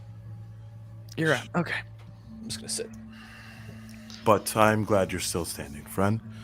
Hopefully that is one half of the puzzle. Let's look for the other. And before I leave, I'm going to look around this room and see if there's anything else that stands out to me.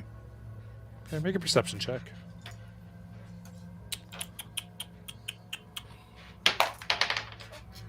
Yeah, 4. Oh. Okay. Hey, I'm Yeah. wise. Yeah, no, it looks good. Checks out. All All right. right, to the other room. All right. So you're going to leave everything here? Yeah, I mean, nothing. Other than the silver, Other than that- I divvied it up for everybody. I did all the math. Okay. But I put it in the chat thing so you guys can see how much everybody gets. Nice. While So- the Oh, oh, go I'm ahead. sorry. Go ahead. I just have a question. So, is there like a tangible orb that is floating around in this room, like above the skeleton? So within its hand, there is Within a its loose hand. orb that's gold and has light. Yeah. But is it floating or is it just in the skeleton's hand? That's Like, not it's- floating. it's just there, It's he's in holding the it. hand. Yeah. Okay. Though it's not part of the sculpture, right? It's Okay. an actual crystal orb in this bone carved skeleton. Okay. Oh, I thought Cassius picked it up. I would like to. I would like to try and grab it if it's within reach. Okay. Remind me of your height here. I am 6'2". Okay. You reach out to grab the orb, and it comes free into your hand. Okay. Okay. I wanted to be Don't. cool, okay? Rule of cool. I was just scared I was gonna burn. Don't lose that now, Kentora. We're going to need that. Let's find the other one so we can get this circlet and get paid. All right. Was there a trap in there to punish the violence? Yes, there's a trap in there to punish the violence. Sweet. Okay. So awesome. I love will flick Lamartis and be like, okay, and then put it in my person. it. You got it. With that, then, you make your way out of this room, and the only other place you know of is the door on the other side of the room that had the crystal eye. All right. Who else wants to help me open a door? Step aside. I have a Okay, question. Would Yeah. I be able to look at that orb and then gauge whether or not it would fit into the hole in the door with the two like round spots? Yeah, I would say even as you're walking back, you can see that it would fit in one of them. All right. What if I would say to the party, what if in this next room we find another orb similar? What if both of these orbs go in those holes? That's what me and Lamortis were thinking. Yeah. Well, let's not try and break this next one. No. Hey, I thought it'd just be easier having to just, if there was a trap at all, I thought it'd be in the body, so I kind of just took out the body. That was my. I'm not happy with my decisions. Okay. All right, but we're opening doors.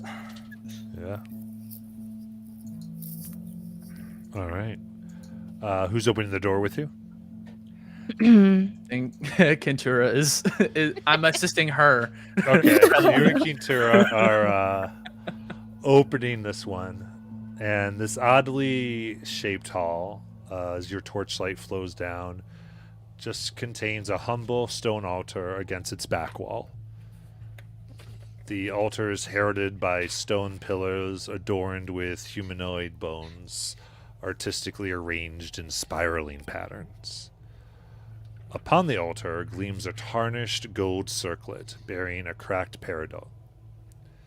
Beside the circlet sits a sphere of black crystal, glowing with internal light.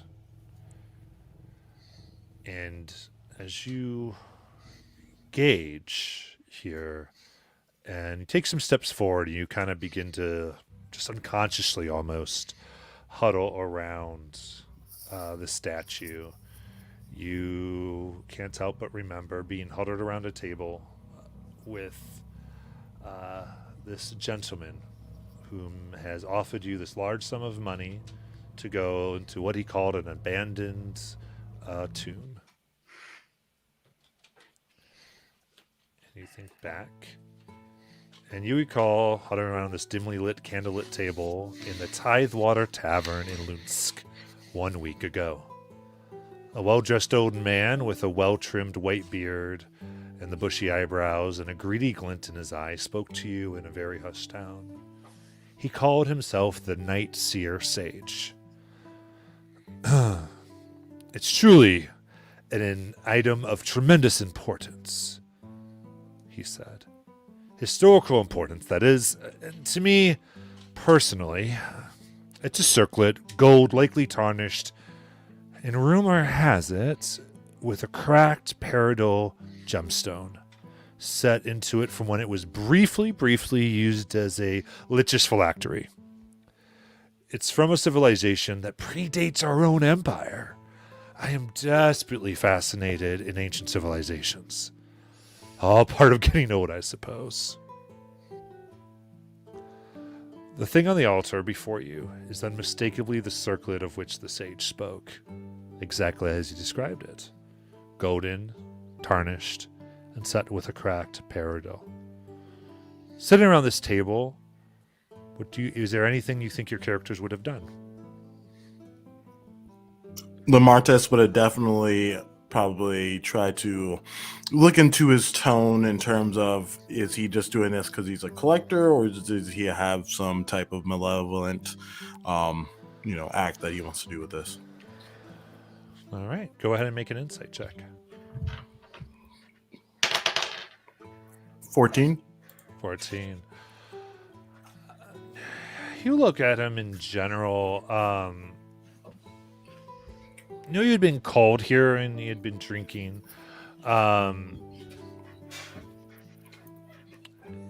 a few questions and praying deeper, you realize that he had no idea where it was.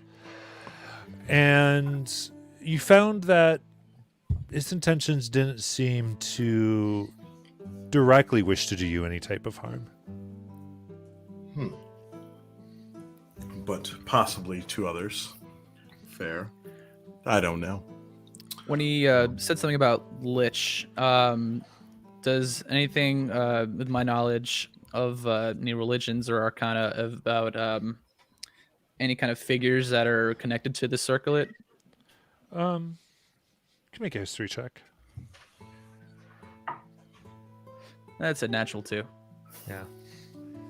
Not heard of it. I mean, here, I mean, there are all types of liches and other types of creatures, but you do know that it's a wizard who has been able to fully embrace death and therefore avoid death eternally, so long as they.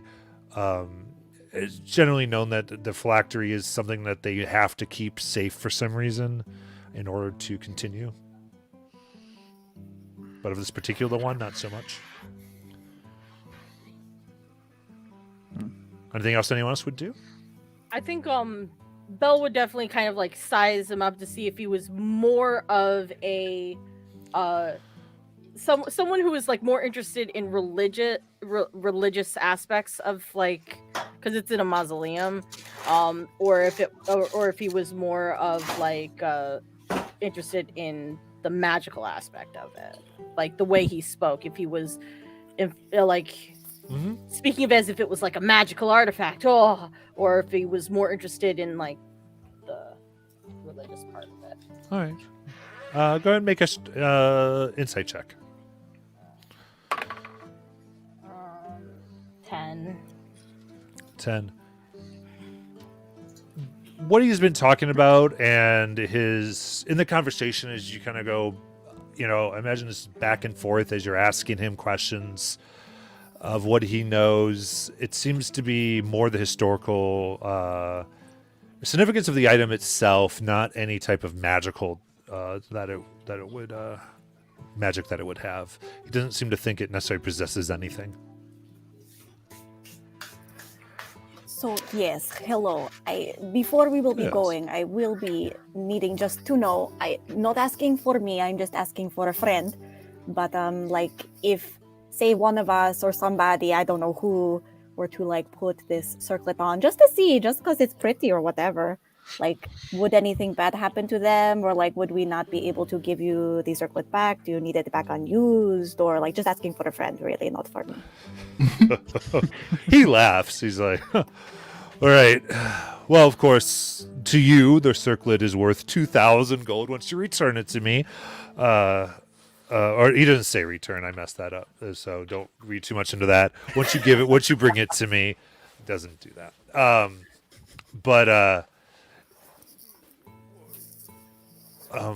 If you wanted to grace your lovely skin, I'm sure that wouldn't be a problem for me.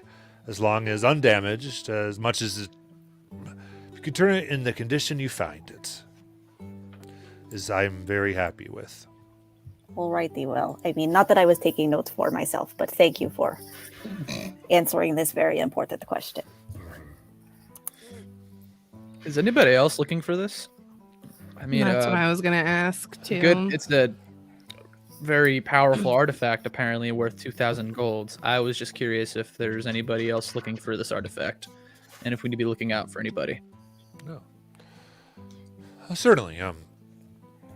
You are the only people I have hired, and I don't know of anyone that I know of that has an interest in this particular piece of history. I'm just gonna roll insight on that.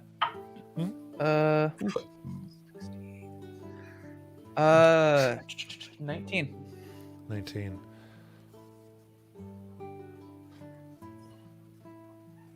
You feel like the type. He said it very naturally, but he was answering in such a manner that felt like he was very technically saying something that was true. Right. He hasn't hired anyone. Right. Mm-hmm.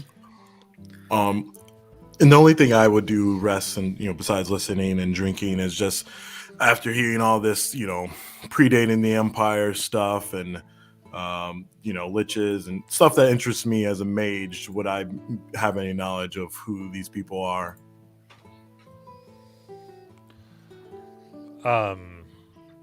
Sorry, of the lich in particular, or Yeah, the Okay. lich and yeah. Sure. Go ahead and make a history check, I guess. Motherfucker. That's a 1+6. Oh man. Not heard of this particular. You don't know what it would be connected to. And I don't know again, why I I skipped mean, that class. Why did I skip that there's class? hundreds and hundreds of years of Lich history and the like, so that you wouldn't have heard of a particular one is entirely unusual. Yeah, fair enough. I started playing tic-tac-toe in the table with Ruby. All right. I mean, I'm down for a job if you guys are okay with it. Is the crack in the gem significant?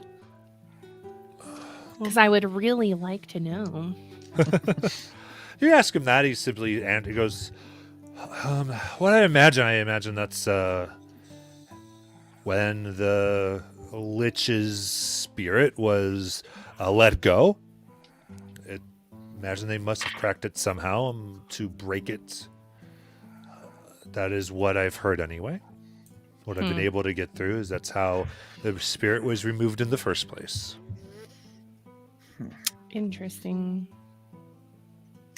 We won't have to worry about any liches in this place, I hope. No, I mean not at all. There's in particular, this one is long since disused and has just sat there, and I'm not aware of. It's certainly not being used by a lich now. All right, then. I guess we start in the morning, don't we, guys? This is working for me. That's totally fine. Ruby will be holding up like 2 of his gold coins in his hand and like rubbing them together, like looking at y'all, trying to get a more, like, see if we can get more out of it, out of this guy. Trying to keep it out of this guy's hand. Like, he's smaller, so he's like under the table next to Lamar, is elbowing about it. I think what my friend is trying to say is, just in case anyone is looking for this, it might be better in your favor if we get paid a little more to ensure that it does receive this. I think it'd be kind of considered as a down payment to further projects together. Make a persuasion check. Not I. No, I'm just kidding. It's all good. It's actually not terrible. That is a 13. A 13. Wow. Not overly interested in a down payment, but if I will say we'll go to 200 more gold, assuming that I firmly believe that you've kept it in good care. 2,200 sounds wonderful. And I'll try to make sure that Gorgo doesn't put it on. Hey, now wait a minute. I told you it wasn't for me. I was asking. Who other friends do you have? Well, What's no, other this is a fair friends? point. I mean, I will not take it personally, but okay. Me. That's too soon to call us friends. Friend. All right. So then he raises his own drink and the drinks he's provided and puts it forward to the center. He goes, then we have an agreement. Yep. Let's do it. Yep, I put mine up. All right. I'll finish my drink and nod my head. Damn. No cheers. All right. So as all of you nod and we come back as you realize this is in fact what precisely you were sent to find.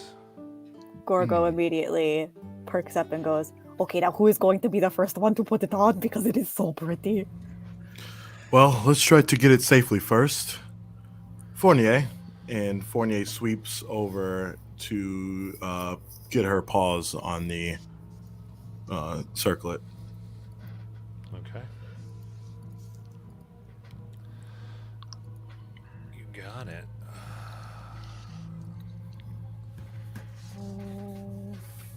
Fournier comes down and the paws firmly are able to grasp the circlet. Now here, darling. And she comes over All right. She And flies over. And as she takes it, you hear a loud slamming of doors back from where you came in the room behind you. Oh, gods. Everyone Well- stay together. yes, we should probably get that other piece as well. And as she drops the circlet, I'll say, "And the other, dear." And she tries to go back to get the that second piece, that orb. Okay. She goes out, grabs the orb, and flies back with it quite safely. All right, and I'll look over to Gorgo and say, "You can hold this, and I will hold the other." And I give her the circlet. Now you Oh. keep that safe. Oh, why? Yes, sir. I will definitely be doing that. I'm gonna look to see if there are any zombies rising or skeleton zombies rising in the room at all. You look behind you, and you see that the door in which you had entered in from the staircase is the one that slams shut. All the Okay. doors still open, and you look around, but nothing seems to have moved or come to life. Well, Can- it looks. Go ahead. I'll say it looks like there might be only one way out, and our hands being forced. Can I go up to where the circlet used to be, and I want to see if maybe it's like, is there something I can push to make the door open again? You know what I'm saying? Like a pressure thing? Make an investigation check. Okay. I'd follow Gorgo and just look for any inscriptions on the around where the circlet was, if there's any writing I can see. Okay, make a perception check. You told me investigation? Mhm. Okay. 16. 16. All right. You look, and there doesn't seem to be any type of physical pressure point here that has done that. 21 perception. 21. So you look through the writing and look for writing all around, and just fading, like, because you run up kind of quickly, almost written in light script. There's some runes that just seem to fade from distance, fade into nothing, rather. That I can get. Okay. All right. Guess the only way is forward, the Martis. As we should. And I will walk over to the door with him. Who had the other orb? I believe Kentura did. Kentura, could you give us a hand? Since you seem to need one yourself, sure. This one works fine, my dear. As do And- both of mine. And I will say, well then, 1, 2, 3, and we'll put them in. Where specifically? Because there's a dark one and a golden one, Okay. Oh, fair and enough. there's a lich and a vampire. Maybe the gold one goes to the lich, and the dark one, the vampires. Okay. Maybe this is the same lich that owned this circlet, and he would have a matching orb. I like it. So when we go. All right. So put the orbs, dark orb above the head of the vampire, the golden one above the lich, and they fit perfectly. And the doors begin to slide into the wall itself, leaving this next room wide open. With doors wide open.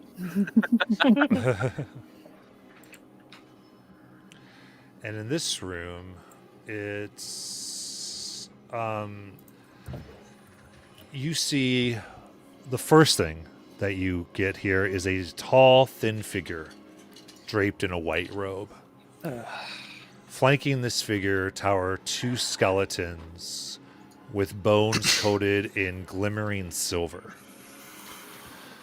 This figure immediately raises its head and pulls back its hood, with gaunt, decrepit fingertips, revealing a grinning skull with graying, withered flesh.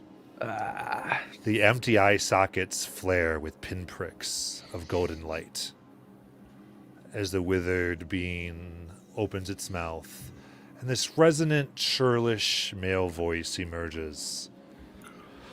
Tell me, how ought a king of the dead react to grave robbers? Bone masons restrained them. With a flick of his wrist, the smaller doors to this chamber slam shut. Okay. So no warnings, no strike. We just, first time warning. I mean, Oh. That's what you wish? that'd be great. We got what we came for anyway, so we can just slowly get back. If you'd be so kind to open the doors. I mean, the alternative is that we slaughter you and burn you. He's also the one that cut the statue's hand. I like point. I give you a dirty look. Oh. The Lich's smile never falters as he speaks. For all your bravado, little mortals, I am afraid that your time on Earth has come to an end. It pains me to send brave explorers to their doom in my little afterlife, but such is the way of the world.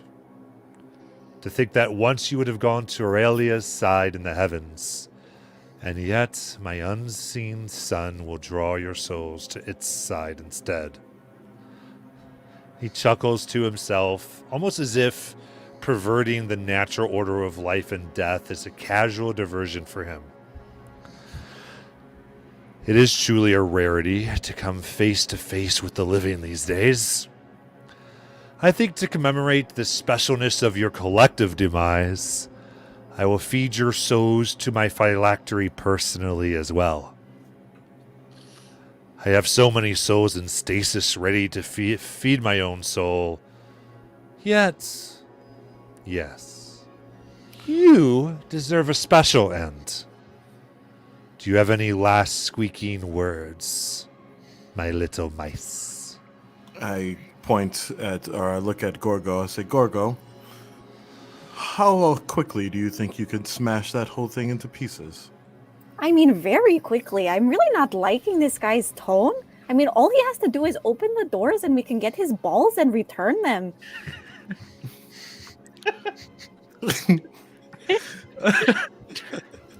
Now, sir, let's not make any haste decisions. I think we all have something that maybe one and each other need. You can't use this circlet if it's fully destroyed. And I wouldn't want your souls in stasis to go to waste. I think you misunderstand. That is not what I speak of. That was when I was but a young person that served as my phylactery, yes.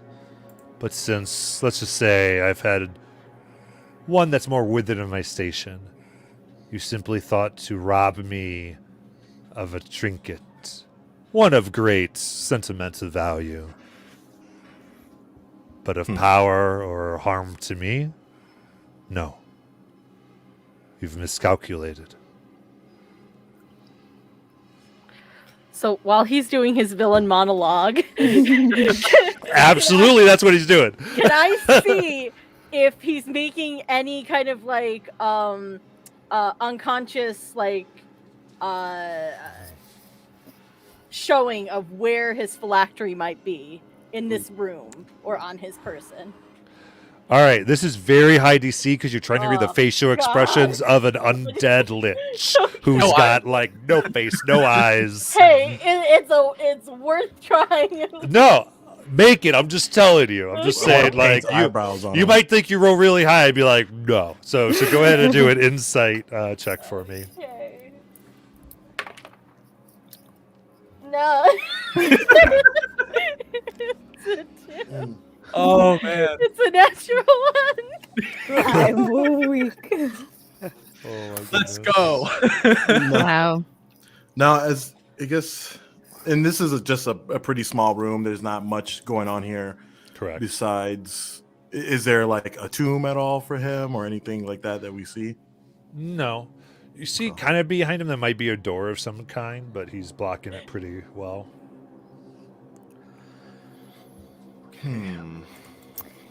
Do I get the skeletons that he has in the back? Are they you said that they were silvered? Yeah, so now they've moved to either side of your group flanking. Do they seem like just shiny or does it seem like silver? Silver. It seems like silver's been melted over their bones. Okay, I don't like this. Alrighty. And what type of man or creature visits their tomb after death?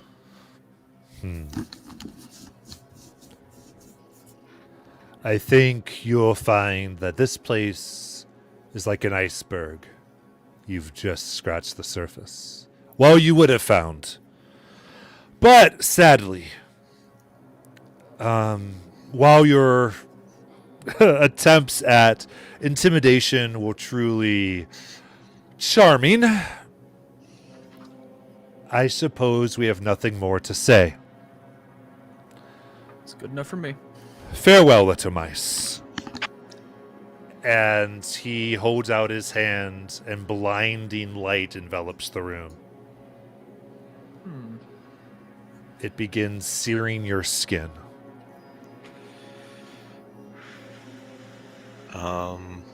While this occurs, is Well- there any moment for me to fade away? Fade away. What would you be using? It would be my fade away racial ability. What does to fade away do?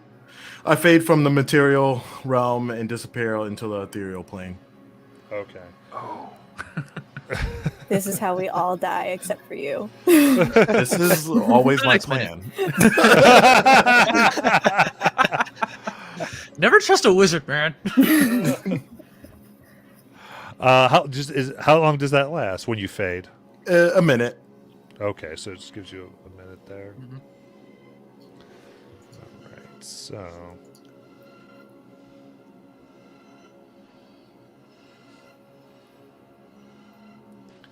all right. Unfortunately, he simply casts this spell, and this will be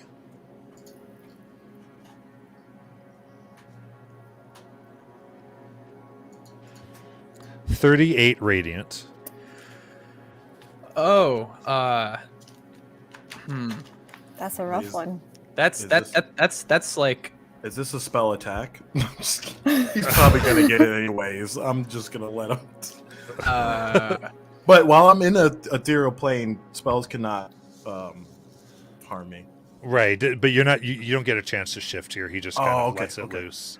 well, I don't know who everybody's hit points are, but if 38's the magic number, bye bye. Yeah. Yeah. You feel your body unraveling at the seams as your flesh burns and bubbles, then peels away in ragged strips. The pain is beyond words. The heat so intense it boils your insides. The light grows hotter and brighter still until suddenly, just as the agony is reaching its apex, darkness. Nothing remains but blackness. There is no heat, no cold. Just the gentle sensation of nothingness. Time passes. You cannot fathom how long, whether seconds or centuries. There's a vague notion of falling. You drift in blackness, painlessness, and silence for time without measure. Then, something pierces the darkness. It emerges from your chest, or what would be your chest if you had physical form. A tiny this again. mote of light, no larger than a marble. It is warm, comfortingly so. Where before there was a sensation of total numbness, the light has awakened a tingling in your fingertips. Then your hands and arms, through your chest and down your legs. You exist. You plummet through darkness, and you exist. You hear the wind rushing past, your ears functioning, and the tiny golden mote slowly drifts back into your chest. Then just before you strike invisible ground beneath you, you feel your hands cradling your fall. And a gentle, sacred voice in your ear. Death is not the end. Your eyes flutter open. You are covered in mud, lying on your back in a dirty cavern. You ache. Your head swims. But you're alive. You see this group of people, the last memories you had of anybody who was living around you, all scattered around in the muck.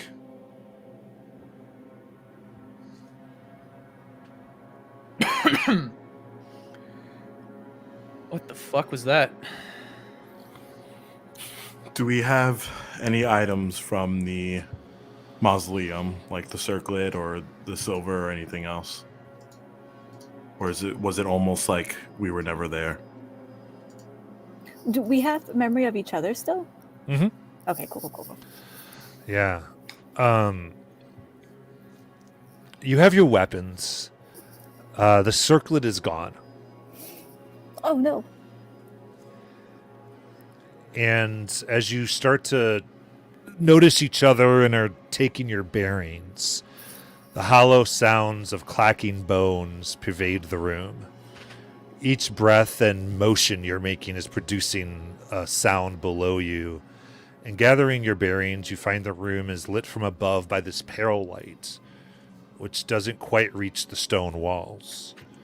You find that you and your companions are resting atop a towering mound of bones, rising some 30 feet from the floor of the cavern. The chamber smells strongly of mold and wet earth, and somewhere distant comes the dull thuds and rasps of something scraping along the ground. The bone pile provides no comfort, how could it? And each moment threatens a sudden landslide of macabre material. There's a single doorway that stands below you to the north. But that's everything you see. I am really not enjoying having been touched and moved without my knowledge. I am very God. uncomfortable. Damn, that was a suicide mission if I've ever heard of one. Is everybody okay though? Do we see everybody? Belle's just gonna kind of like be on her knees, like slamming her fist into the bones, punching it, and just saying "fuck" over it over and over again in frustration. As you do, you see the state of your clothes are burned and scarred, as though you'd expect them to be from such an attack, and you're deeper and deeper into this mound. Are we feeling like very hurt or injured? Is our hit points what they were before the light? No. You are from the effects of a long rest. Oh, sick. And you're level 2.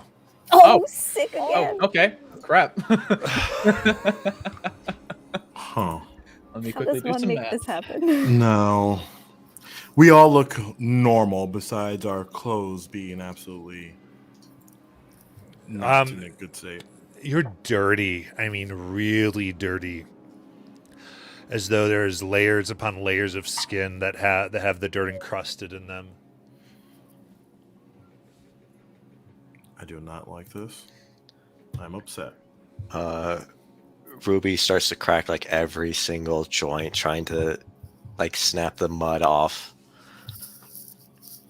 And it's like just like the Princess Mononoke spirits, that little cracking sound, just quickly trying to get it all done. Mm-hmm. Absolutely. Martes, do you have any idea as to what just happened to us? We're not dead, but we're here? There's many things that could have happened. I don't like saying divine intervention, but it could be some other magical means that maybe saved us and transported us to a new. But we won't find out more unless we continue on.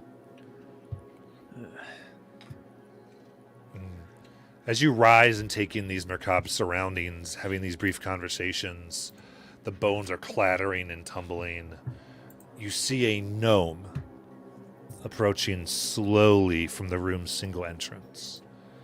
His appearance is haggard, exhausted. A certain level of dehydration, a distended stomach, signs of malnutrition. Worn work clothes and a tattered leather apron hang like curtains upon gaunt limbs, with craven fingers wrapped firmly around the stock of a crossbow. The gnome approaches slowly, cautiously, taking care not to disturb any strewn bones. Before actually noticing and peering up at your group, eyes wide, he shouts, "Have you lost your minds? Get down from there before you wake the..." And bones shift beneath you. Oh, fuck. You may roll for initiative. Well, actually, quickly, so the bones shift beneath you before you roll for initiative, and skeletal hands grab up, attempting to grab each one of you. Make a dexterity saving throw. The roll that I did for initiative, can I make it my dexterity saving throw? Sure, I'll be nice. It was a natural 20. Hey. That's 13 for Cassius. I can see this, right? Yes. Okay. I Just get get- advantage. Listen here. Okay, Cash. 15 for me. Okay. 13 for me. 5. Okay. 3. Ooh. Jeb, that was with advantage. 2 and a 3. Yeah. Oh my Oh, god. wow. We were So both then- a 14 and a 17, and they bounced on each other and rolled to a 2 and a 3. All right. So the DC here was 14. Ah, crap. So, God, I got. then those of you who failed, you find these skeletal hands grab you, one on each wrist, hold you down. You are grappled, Okay. as well as you will take 9 slashing damage. Wait, what was the DC that you said? 14. 14. Okay. Oh yes. Sorry. That's Max me hit point? rolling a 6 on my yeah. I rolled on a my 10. D6. I rolled a 10 for level 2. I'm so happy. Yep. Got to be level 2. Make sure you had all that. Ah, I know it's happening quickly. This pile is 30 feet tall. It's going to count as difficult terrain. And now we're going to collect this. Oh, actually, don't roll it. Just let me get my initiative thing going here.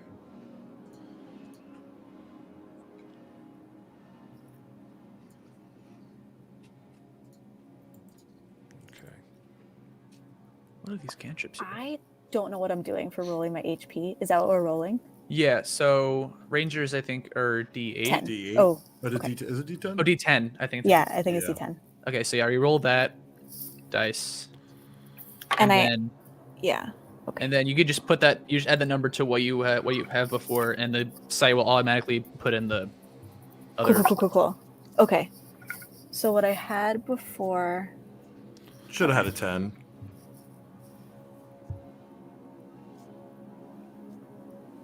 Yeah, it should have been 10 plus your con for the first time. Got you. And then whatever you rolled. Yeah.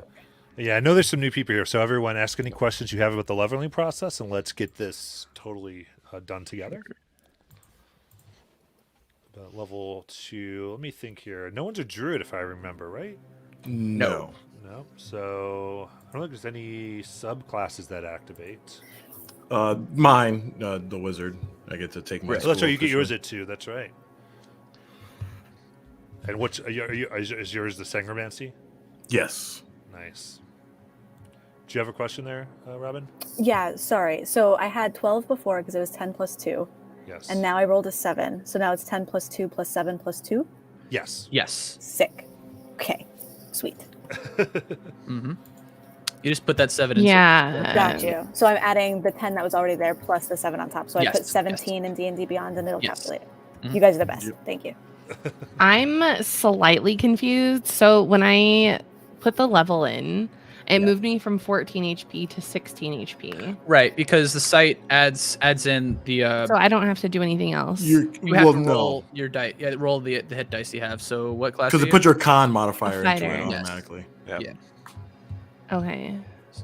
So what class are you? A fighter. So you roll a d10, Oh, okay.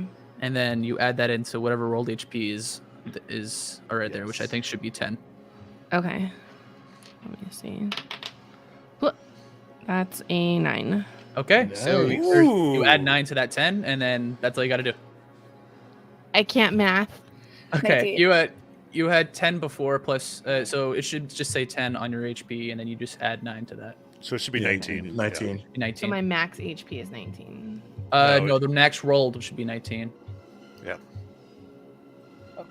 So your total max should be 23. Let me put Yeah, this. it should be 23. Where do I click? Make sure you're in Oh, there it manual and not fixed. too. Yeah. Yeah. Make sure Yes, Max yes. That's in the HP home. I did that. modifiers. I did the same thing. I was like, oh, I totally forgot about Mhm. rolling. Mm-hmm. Touch and consumption. What? That's good. As we said, we have some newer players, so we are totally happy leveling live. I love it Exactly. because that is how we learn. Question number 2. Yes. So for new things that happen at level 2, are we meant to be explaining it narratively, or are these just skills we magically have now? I think it's magically. Cool. So, well, for this especially, you probably wake with these skills. So I Okay. would say, in a narrative sense, if we want to be surprised at the power and kind of figure out how it manifests, since you're getting this after this really strange interaction with darkness and being somehow coming back from having your skin melted off your face. Love it. Okay. Love it. That's awesome. I am missing a spell. Also, there are cantrips that I didn't know existed here. Yeah. And I'm not allowed to toggle them for some reason. Which is fine. I don't need to. Thought I added all the spells from Sangromancy, and I'm missing one that I wanted. I know. I'm so That- excited you have Synchromancy. So am I. It's so good. I was reading it.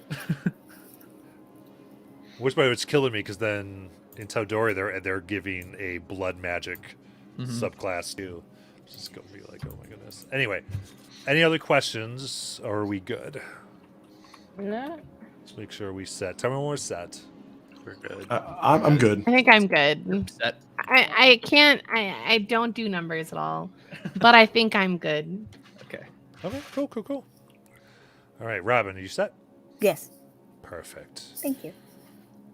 In that case, I will take your initiative. All right. Oh. Reroll if you like. Okay. We can reroll if we want to. I mean, Well, you know. Cassius with a I don't 18. even think I rolled. Hold on. Let's go. I don't know if I rolled. I don't see it. I see my saving throw. I think. All right, I'm gonna roll real quick in D&D Beyond for you. Okay. I got 11. Okay. That's Bell. Yeah. Perfect.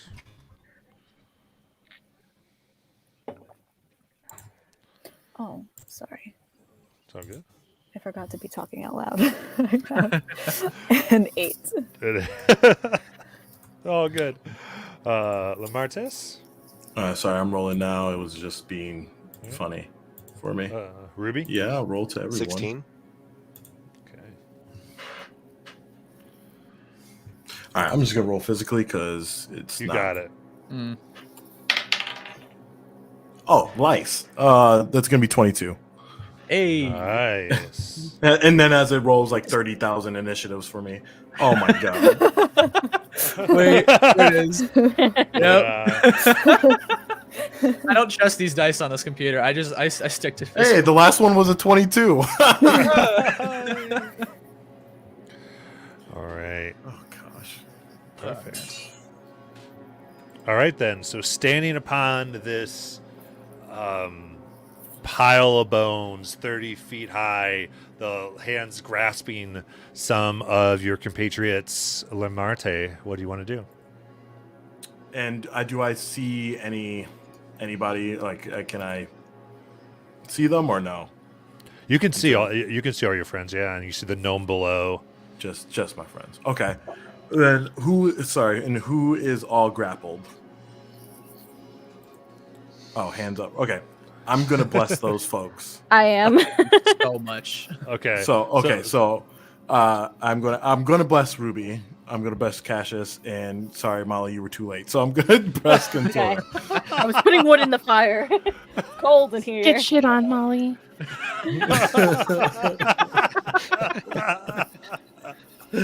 And then that will be that turn, and I'm probably just gonna move down a little bit towards the gnome, like really cautiously.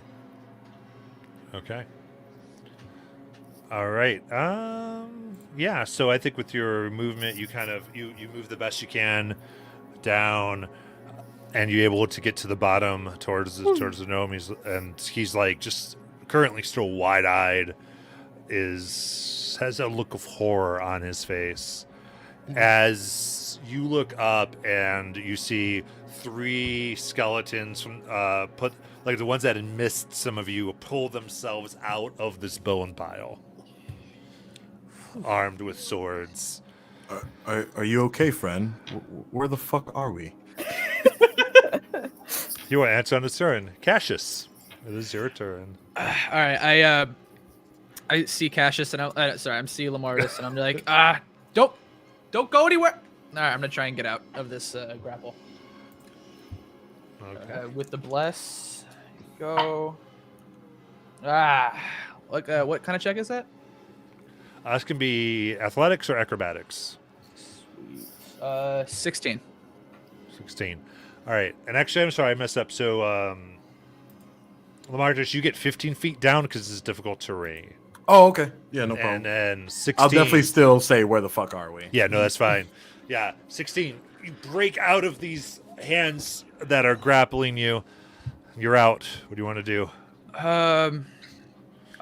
Do I see those skeletons around the what is it, the gnome or a halfling down there?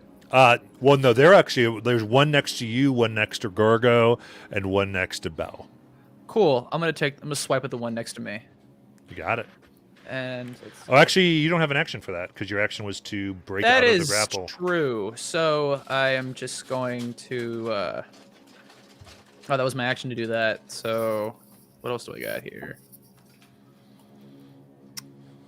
Yeah, I'll do it. Actually, no, that's gonna be my turn. I'm just gonna be there and just turn to the thing that's in front of me and just say, fuck. All right. Ruby. I will rage right away and try to break Nice. out of the grapple. Okay. Make the check. Athletics, I believe. Probably for you.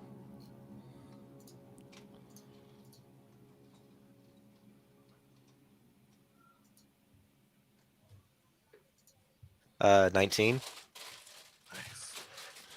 All right. 19, yeah. So the fingers here shatter. And you are free. And yeah, I'll start working my way down. Or my way downtown. yeah, I'll start working my way down the Homebound. pile of bones. Okay, yeah. So 15 feet, you move yourself down. You're able to not go by any Skelly right now, so you're halfway down the pile. And the one that you are staring at takes its short sword and attacks you there, Cassius, for 20. Yeah, that will just hit me. If I see this, how far is Cassius from me? About 15 feet. I'm going to use my reaction to cast Silvery Barbs. Nice. And then- Make some Appreciate reroll. it. Ooh. Oh, it's like definitely like Berserk. That's what I was thinking. That's literally what I was thinking. Literally like Berserk. I was like, man. Natural 20. No. So it takes the lower Okay. one. Yeah, but, yeah. Silvery Barbs has disadvantage. Yeah. Okay. Right, Okay. right. So Yes. then, Scared. but I will imbue Cassius with the other side of it and give him advantage. Okay. Thank you very much. You got it. So short sword damage will be 4 piercing damage. It stabs your blood running down and mixing with the decay around you. Yummy. And next will be the skeleton that is near Bell, is going to take its short sword and attempt to attack. For a natural 1. Whew. And Bell, it's your turn. I'm gonna break grapple. All right. And that's athletics. So Yep. that's 17. 17. Yeah, again, kind of twisting your wrists around their wrists. You kind of the two hands come up with you before they lose the magic that makes them powerful and just fall off of your And while wrists. she's doing this, like she's like war screaming at the same time. Ah! Hell yeah. And then I'm going to use my bonus action to disengage, so I'm not going to get hit by the skeleton next to me. Yes. And then I'm going to move down the bone pile. All right, 15 feet down the bone pile. All right.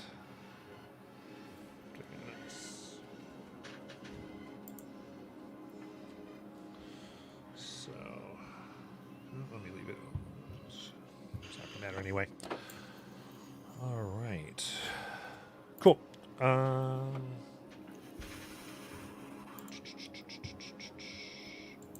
All right, so you move 15 feet. They're not getting their attacks as you're just booking from the skeleton.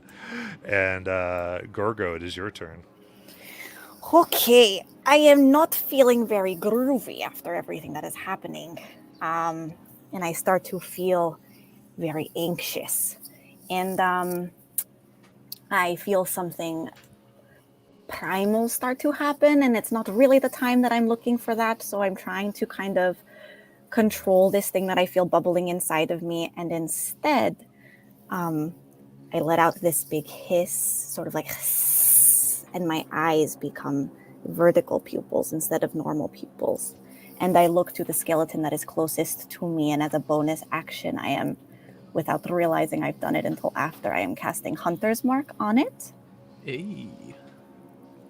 And then I am going to hit it with my short sword. Nice. And that is going to be an 18.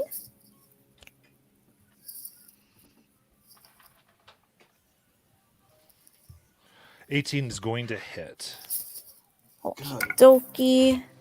And wait, okay, so I do 1d6 plus 3 plus another 1d6, I think. Sorry, I have no idea what Hunter's Mark is. Hold on. 1d6, It's a yeah, D6 yeah. of whatever damage it is. Cool beans, cool beans. I need to find my D12s. Okay, yeah. that is a 5. Oh no, 5, Five 6, 7, 8. 8. 8 damage, and this was with your sword? Yes, my short sword. Okay.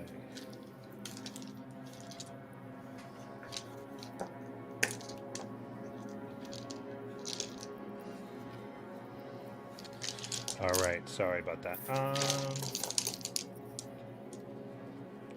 Okay, yeah. So begin breaking some of the bones.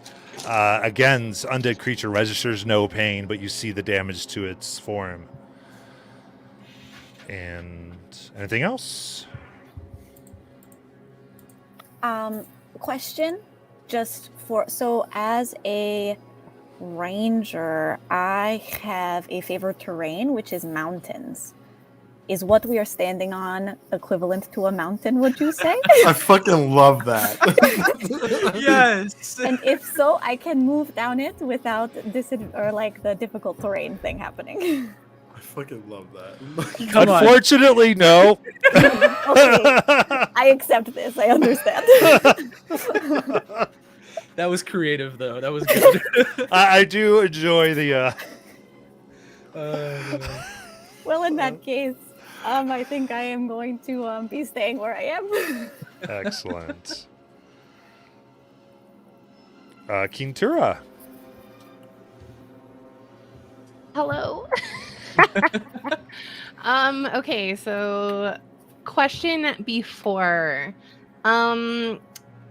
After attempting to break out of this grapple, would I be able to use action surge or no? Yes. Okay.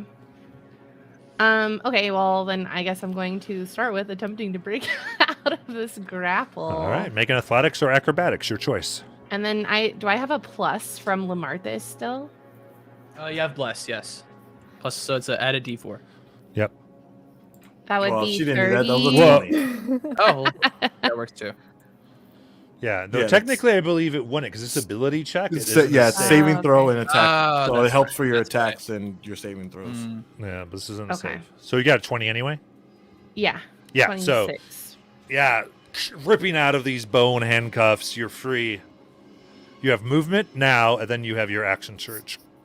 Okay, so I want to swing at somebody if I'm in so range. You're using your action surge at this point. You Yeah. got it. Yeah, so you swing at the nearest skeleton. Let's see here. Hiya! What? Okay. Well, 20. Is that natural 20? Yeah.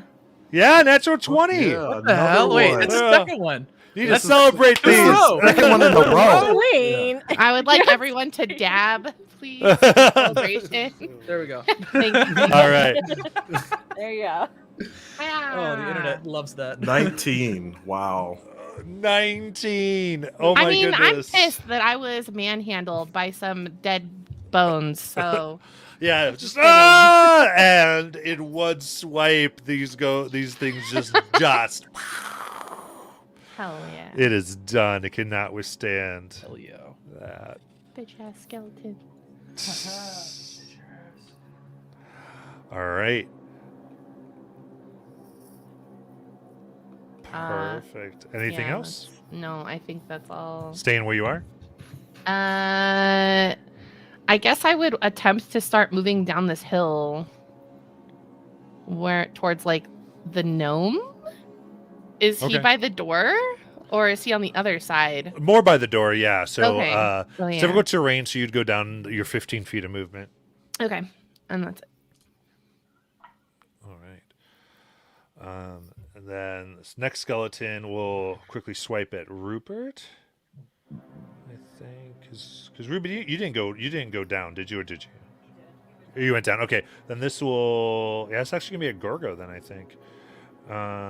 Hit me. Do it. I dare you. 14. That does not hit me. All right. Whew, just whiffs the air. As Gnome Now's like, just yells, Get off of it!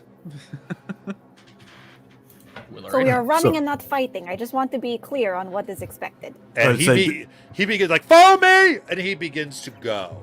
Does he tell me where the fuck we are? He does not. Lamartis, it is your turn.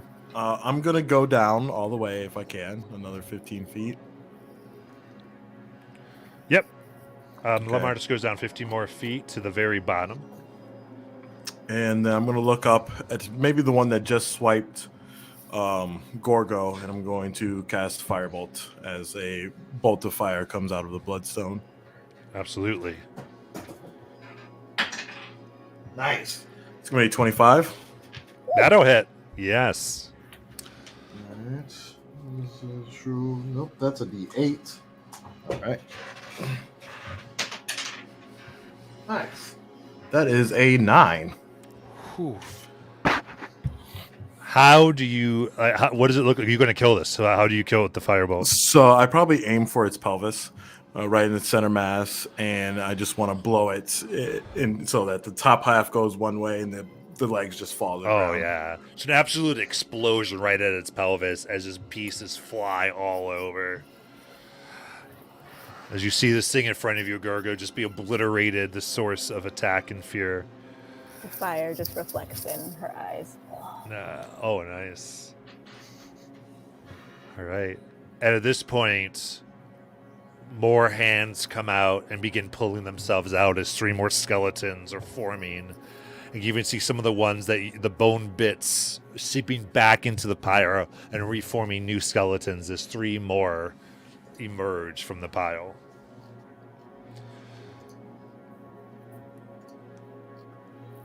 Oops. Cassius, it's your turn. Yeah, I will take my movement and start heading towards the door. Take that attack of opportunity. Okay. 15 feet more towards the door. And that's going to be 8. Yeah, that Yeah. definitely doesn't hit. Just knocks the shield off my back, and I will Yeah. use my action to dash. Yeah, I'm going to say there's going to be at least 1 more that's going to have to be able to do that because of the 3 that popped up. Totally. 17. Does not hit. All right, so just move in. I'm just like, Yeah. God, I fucking hate this shit. And so you took a full 60 feet, so 30 all the way down, right? Is it still difficult terrain? Yeah. Then then it was 15 feet and then dash. Or full another movement. 15. Yeah. Another 15 would be 30. Yep. So you get down all the way to the bottom. Ruby. Sweet. I'm gonna start working my way towards the towards way. If I run into a skeleton, I will go for an attack on the skeleton. Then Okay. I would do if I do go out against a skeleton.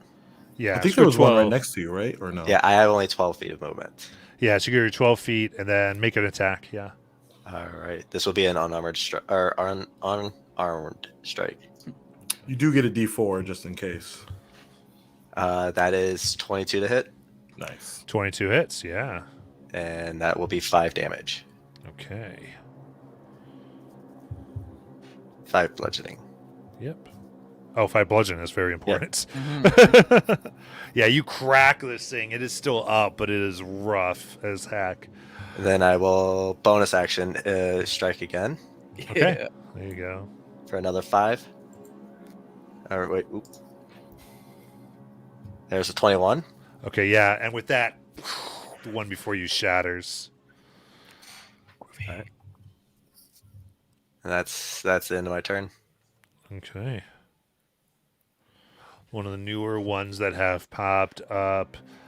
This one with a short bow will fire it at Gorgo. Okie dokie.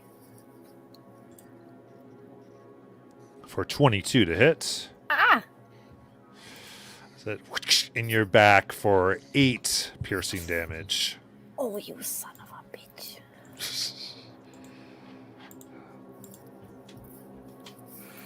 And the next one is going to slash at Bell with their short sword. Move close enough to do it. For 9. Doesn't it? All right. And Bell, it's your turn. All right. So it's right up against me right now. So,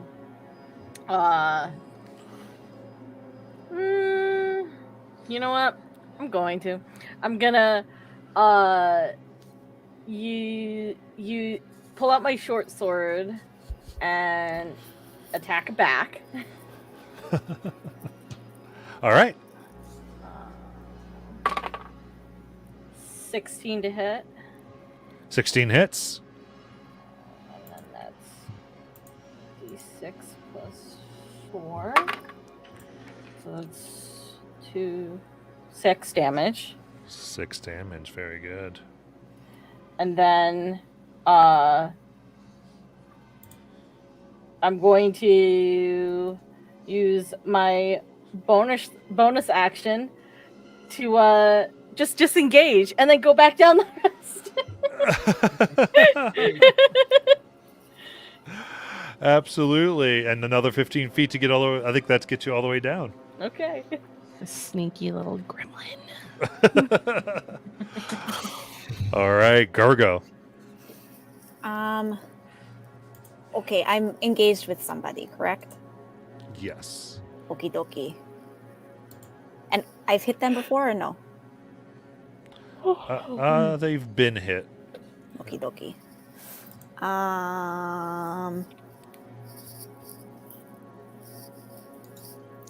Okay, I'm just gonna disengage and I'm going to try and floof my way down. Okay, disengage and 15 more feet because of your halved movement. All the way down. And Kintura. So I believe there's one like a short distance behind me. Yeah. Okay. Would I be able to move towards that and attack it? Sure, yeah. Okay. Get the distance a Is little this bit. the one that is fighting with Ruby? Or is this a separate one? I don't know how many are still alive, sorry. Currently there's 3 alive because more have come out. Okay. So whichever, I don't care. I guess like the one that would be closest to me because this is like crazy movement. Yeah. So you get as close as you can. Okay. It's a little down, yeah. So go ahead and make your attack. All right. Oop. That would be a 9. 9. Whew, just misses, hits other bone. As you crack the bones beneath, you Tinthor, can you see. do have a D4 as well. Oh. You're blessed. Oh yeah, use your D4. Hiya. 1. Not going to do it. But what you are able to see from this mist and cracking of more bones is that there's, you see more skeletons kind of moving themselves up and forming in the bones, trying to get out Okay. to all of you. I would just like yell that there's more coming out. So let's hurry up. All right. This one right next to you is going to respond with their own attack for 18 to hit. That would hit because it is 18. Yep.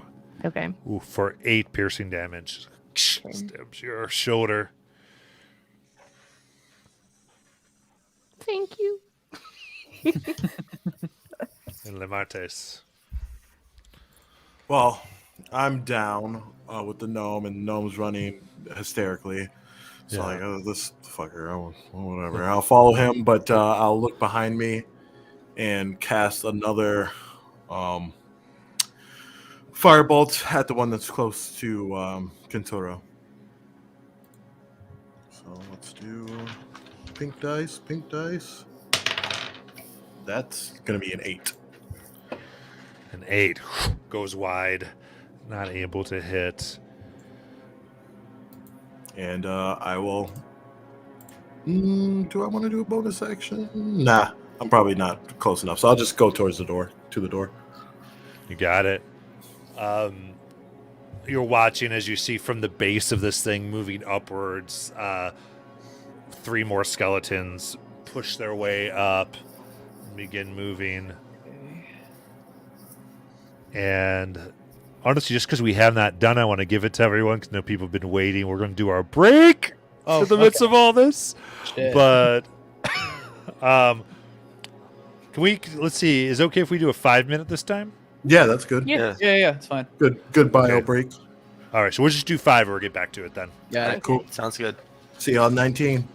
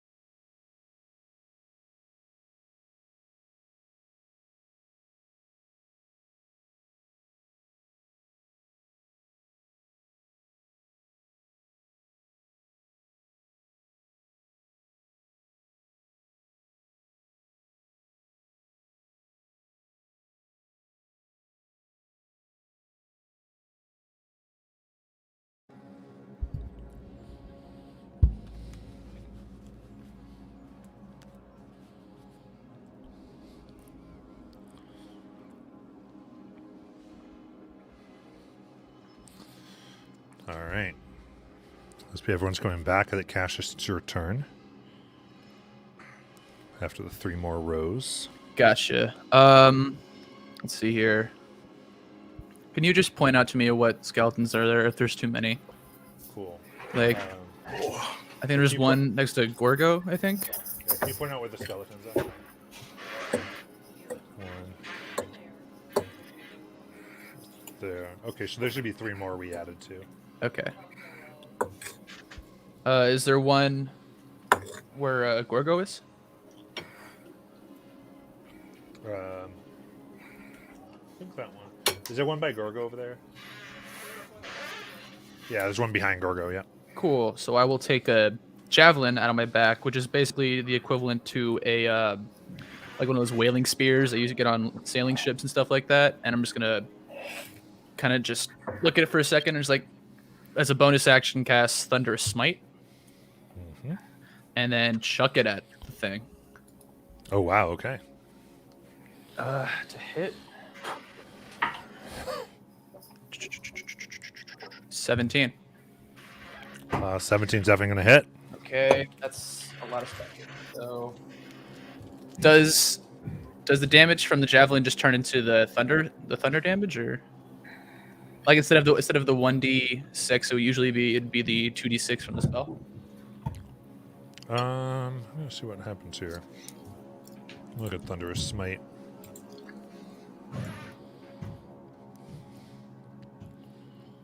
An extra 2d6. Okay, so that's a little bit Yeah.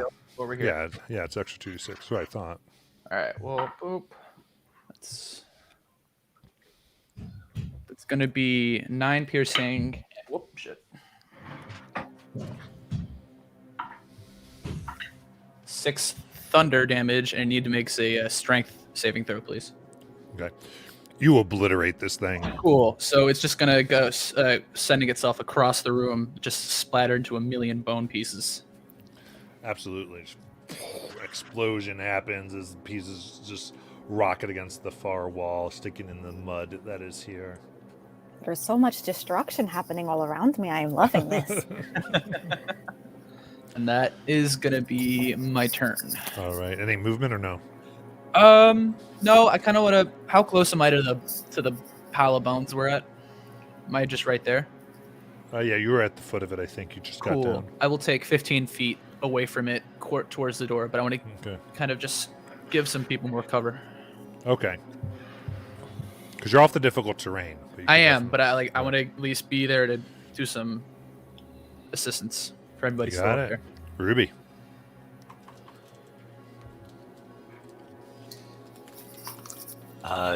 I'll try and finish to get off this or bone pile. Okay. I think you're able to get off safely there. You use the rest of your movement.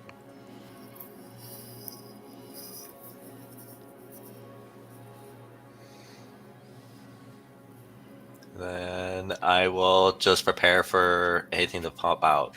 I guess I'll hold my action to for the first skeleton that pops out and comes down the hill towards Okay. everybody going towards the door. Gotcha. All right, then the next one here. Yeah, just shoot a short bow. It's a little distant off at Gorgo. Man, 21 That is going to hit me. for 7 piercing. Ouchie.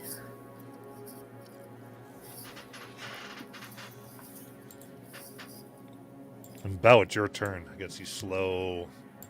Like, they're threatening because they're dealing blood, but they're not like aggressive. They're slowly moving and attacking.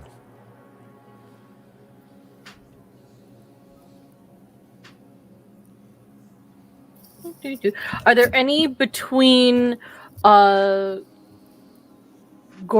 and Kentura and then the bottom of the bone pile?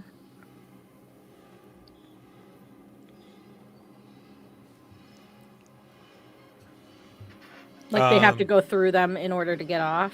Yeah. What ones are between Gorgon and Kentura in the bottom of the bone pile? Just the one. The others are on the other side, strewn around. I'm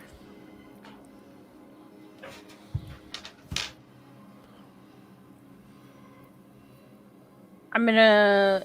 Is that one like up on the bone pile still? Like, would I have to be on the bone pile to engage at it?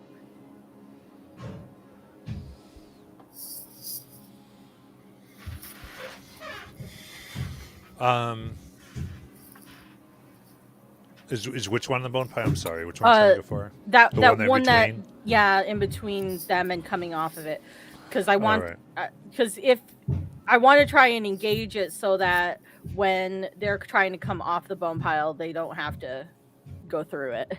Basically. Okay, so you just hit it last turn, so you can kind of get in and grab it. Yeah. Okay. Yeah, I'm gonna move in and attack that one. Okay. Yep. So you move in real quick. That's 14 plus 6 is a 20. That hits. I'm attacking with my short sword with this. Ooh, I got a 6 plus 4, so that's 10. Nice. That will finish this one off. All right, I'm gonna just take my sword and do like a big like downward strike and just like crash through it like its shoulder socket area. Just All right, you do that, and you're clearing the path so that people can make down their ways without going past any. yeah. Sounds good. All right, and you move up, get off, and Gorgo, it's your turn. I am going to keep climbing down, and I am feeling very frustrated. If this was a normal mountain, I would have been down already, but I understand we are not fighting anymore, and I am trying to go down the mountain. And I'm going. Yeah, to be fair, this is a big pile of bones and flesh that's shifting beneath you, not hard stone like on a mountain. I'm mad at the flesh. I'm not Yes. mad at the game. Okay. I'm frustrated Yeah, that so there like, are bones "Oh." here. If you were rocks, I'd be done already. All right, yeah, so use your speed, and then you can action dash if you want to move. Yes, please. Yeah, so you go a full 30 feet in this rough terrain, and you're off. And Kintura, it's your turn. I'm still on, correct? Or am I yeah. off? Kintura's on, right? No, everybody's off. You got off. Yeah. Okay. All right. Well, I mean, we're like down, so I don't know. I guess I would just like, if I'm close enough, could I go start pushing on that door if nobody? the door, has yeah, the passageway is door? open here. Okay. Actually. Okay. I don't really think I want to do anything special. Just like All right, yeah. try so and you can hustle leave. everybody Yeah. towards the door. Yeah, Yeah. so the gnome's there. You can begin following the gnome, and you're making your way past this area. You see there's like this small tunnel that you run through, and it opens up into a bigger area, and he makes a sharp turn. He's like, hurry, hurry! Yeah. Okay. Sure. And then the skeleton here is going to get off the pile and attack the nearest person. Who's that going to be? I think, Ruby, weren't you holding an action to attack the first one to get down the hill? Yeah, so you Yes. can take that once he gets up. So we'll put it right up to Ruby, and Ruby take that action. Am I still raging because I held the action or no? It hasn't come over to your next turn, so you're okay. So then I will attack. I'm gonna do it. Keep punching these skeletons. Yeah. I'm gonna add. I'm blessed, so I add a D4. Yeah. Mhm. 13. 13 just hits. That's That would not have hit. So 5. And that's 10 total. You crack this thing. It begins to splinter, but still just stay together. Then I'm a bonus action attack again. Okay.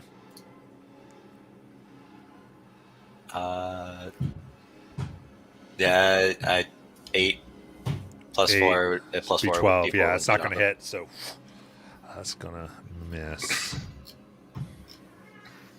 Right, Actually, I don't think you would have gotten the extra one anyway because it was a held action. oh, yep. but it is going to get a short sword attack on you for 13 on you. That misses. Miss. And then Lemarte. Lemarte also goes through the door, and he's actually going to wait, usher everyone in, and he wants to be able to close it as soon as he can. Okay, so it's not so much a door as an opening in a tunnel. Oh, okay. Yeah. Then he's just going to go.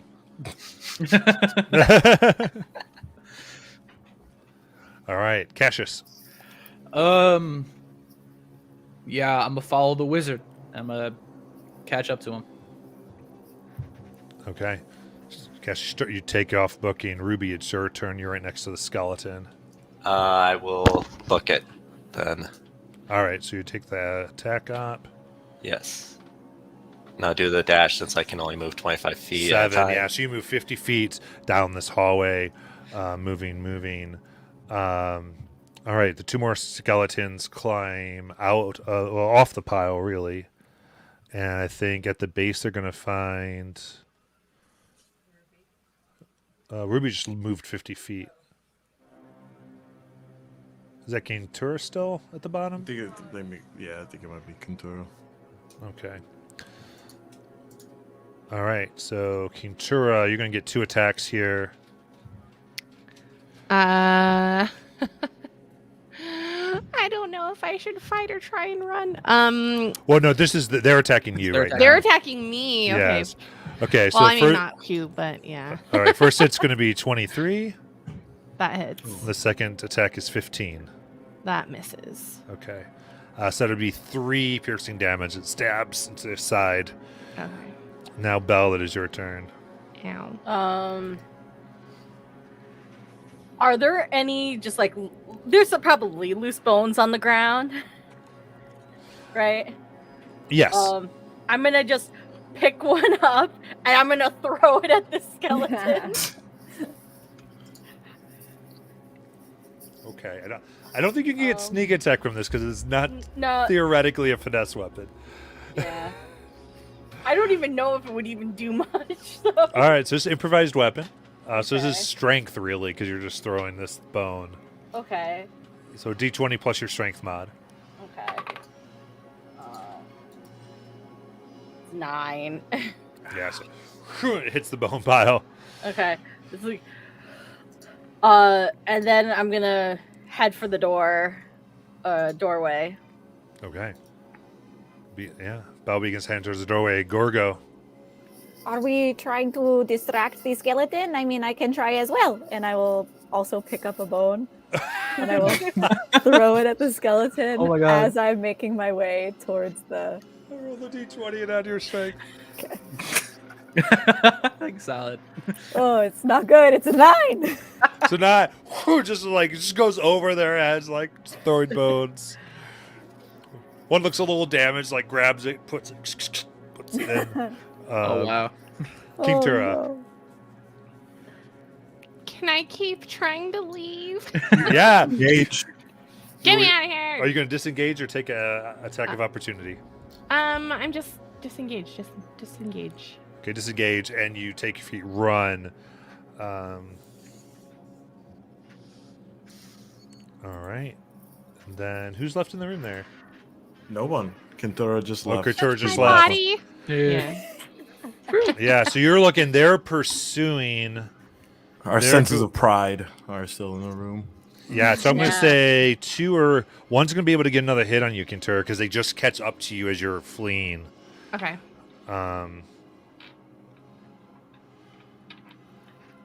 That's going to be a 21 to hit That hits. for 4 piercing. Okay. Okay. Lamate. Now you find yourself coming into a kind of larger room than the one you were before, and you see over to your left there, and there's torches all around here is what you can see. And over to your left, you see the gnome going, quickly, over here, you can take a position and kill these things. I will go to a position. Is he like pointing to a wall or something? It's kind of in Like this past walls? passageway, basically. Okay. Yeah, then I'll go there, hold position, and I'll hold an action to firebolt the first skeleton I see that comes through the doorway. All right. You got it. And then Cassius? Yeah, how much I can.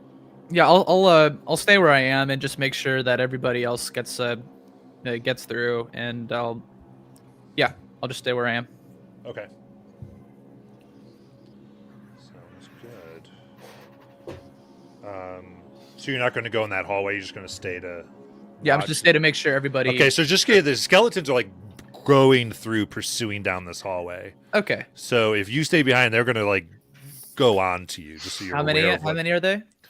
There's currently 3 left. All right, then I'll run through the hallway. I'll keep running. Okay, cool. Just want to make sure they're definitely leaving this room in their pursuit. Okay.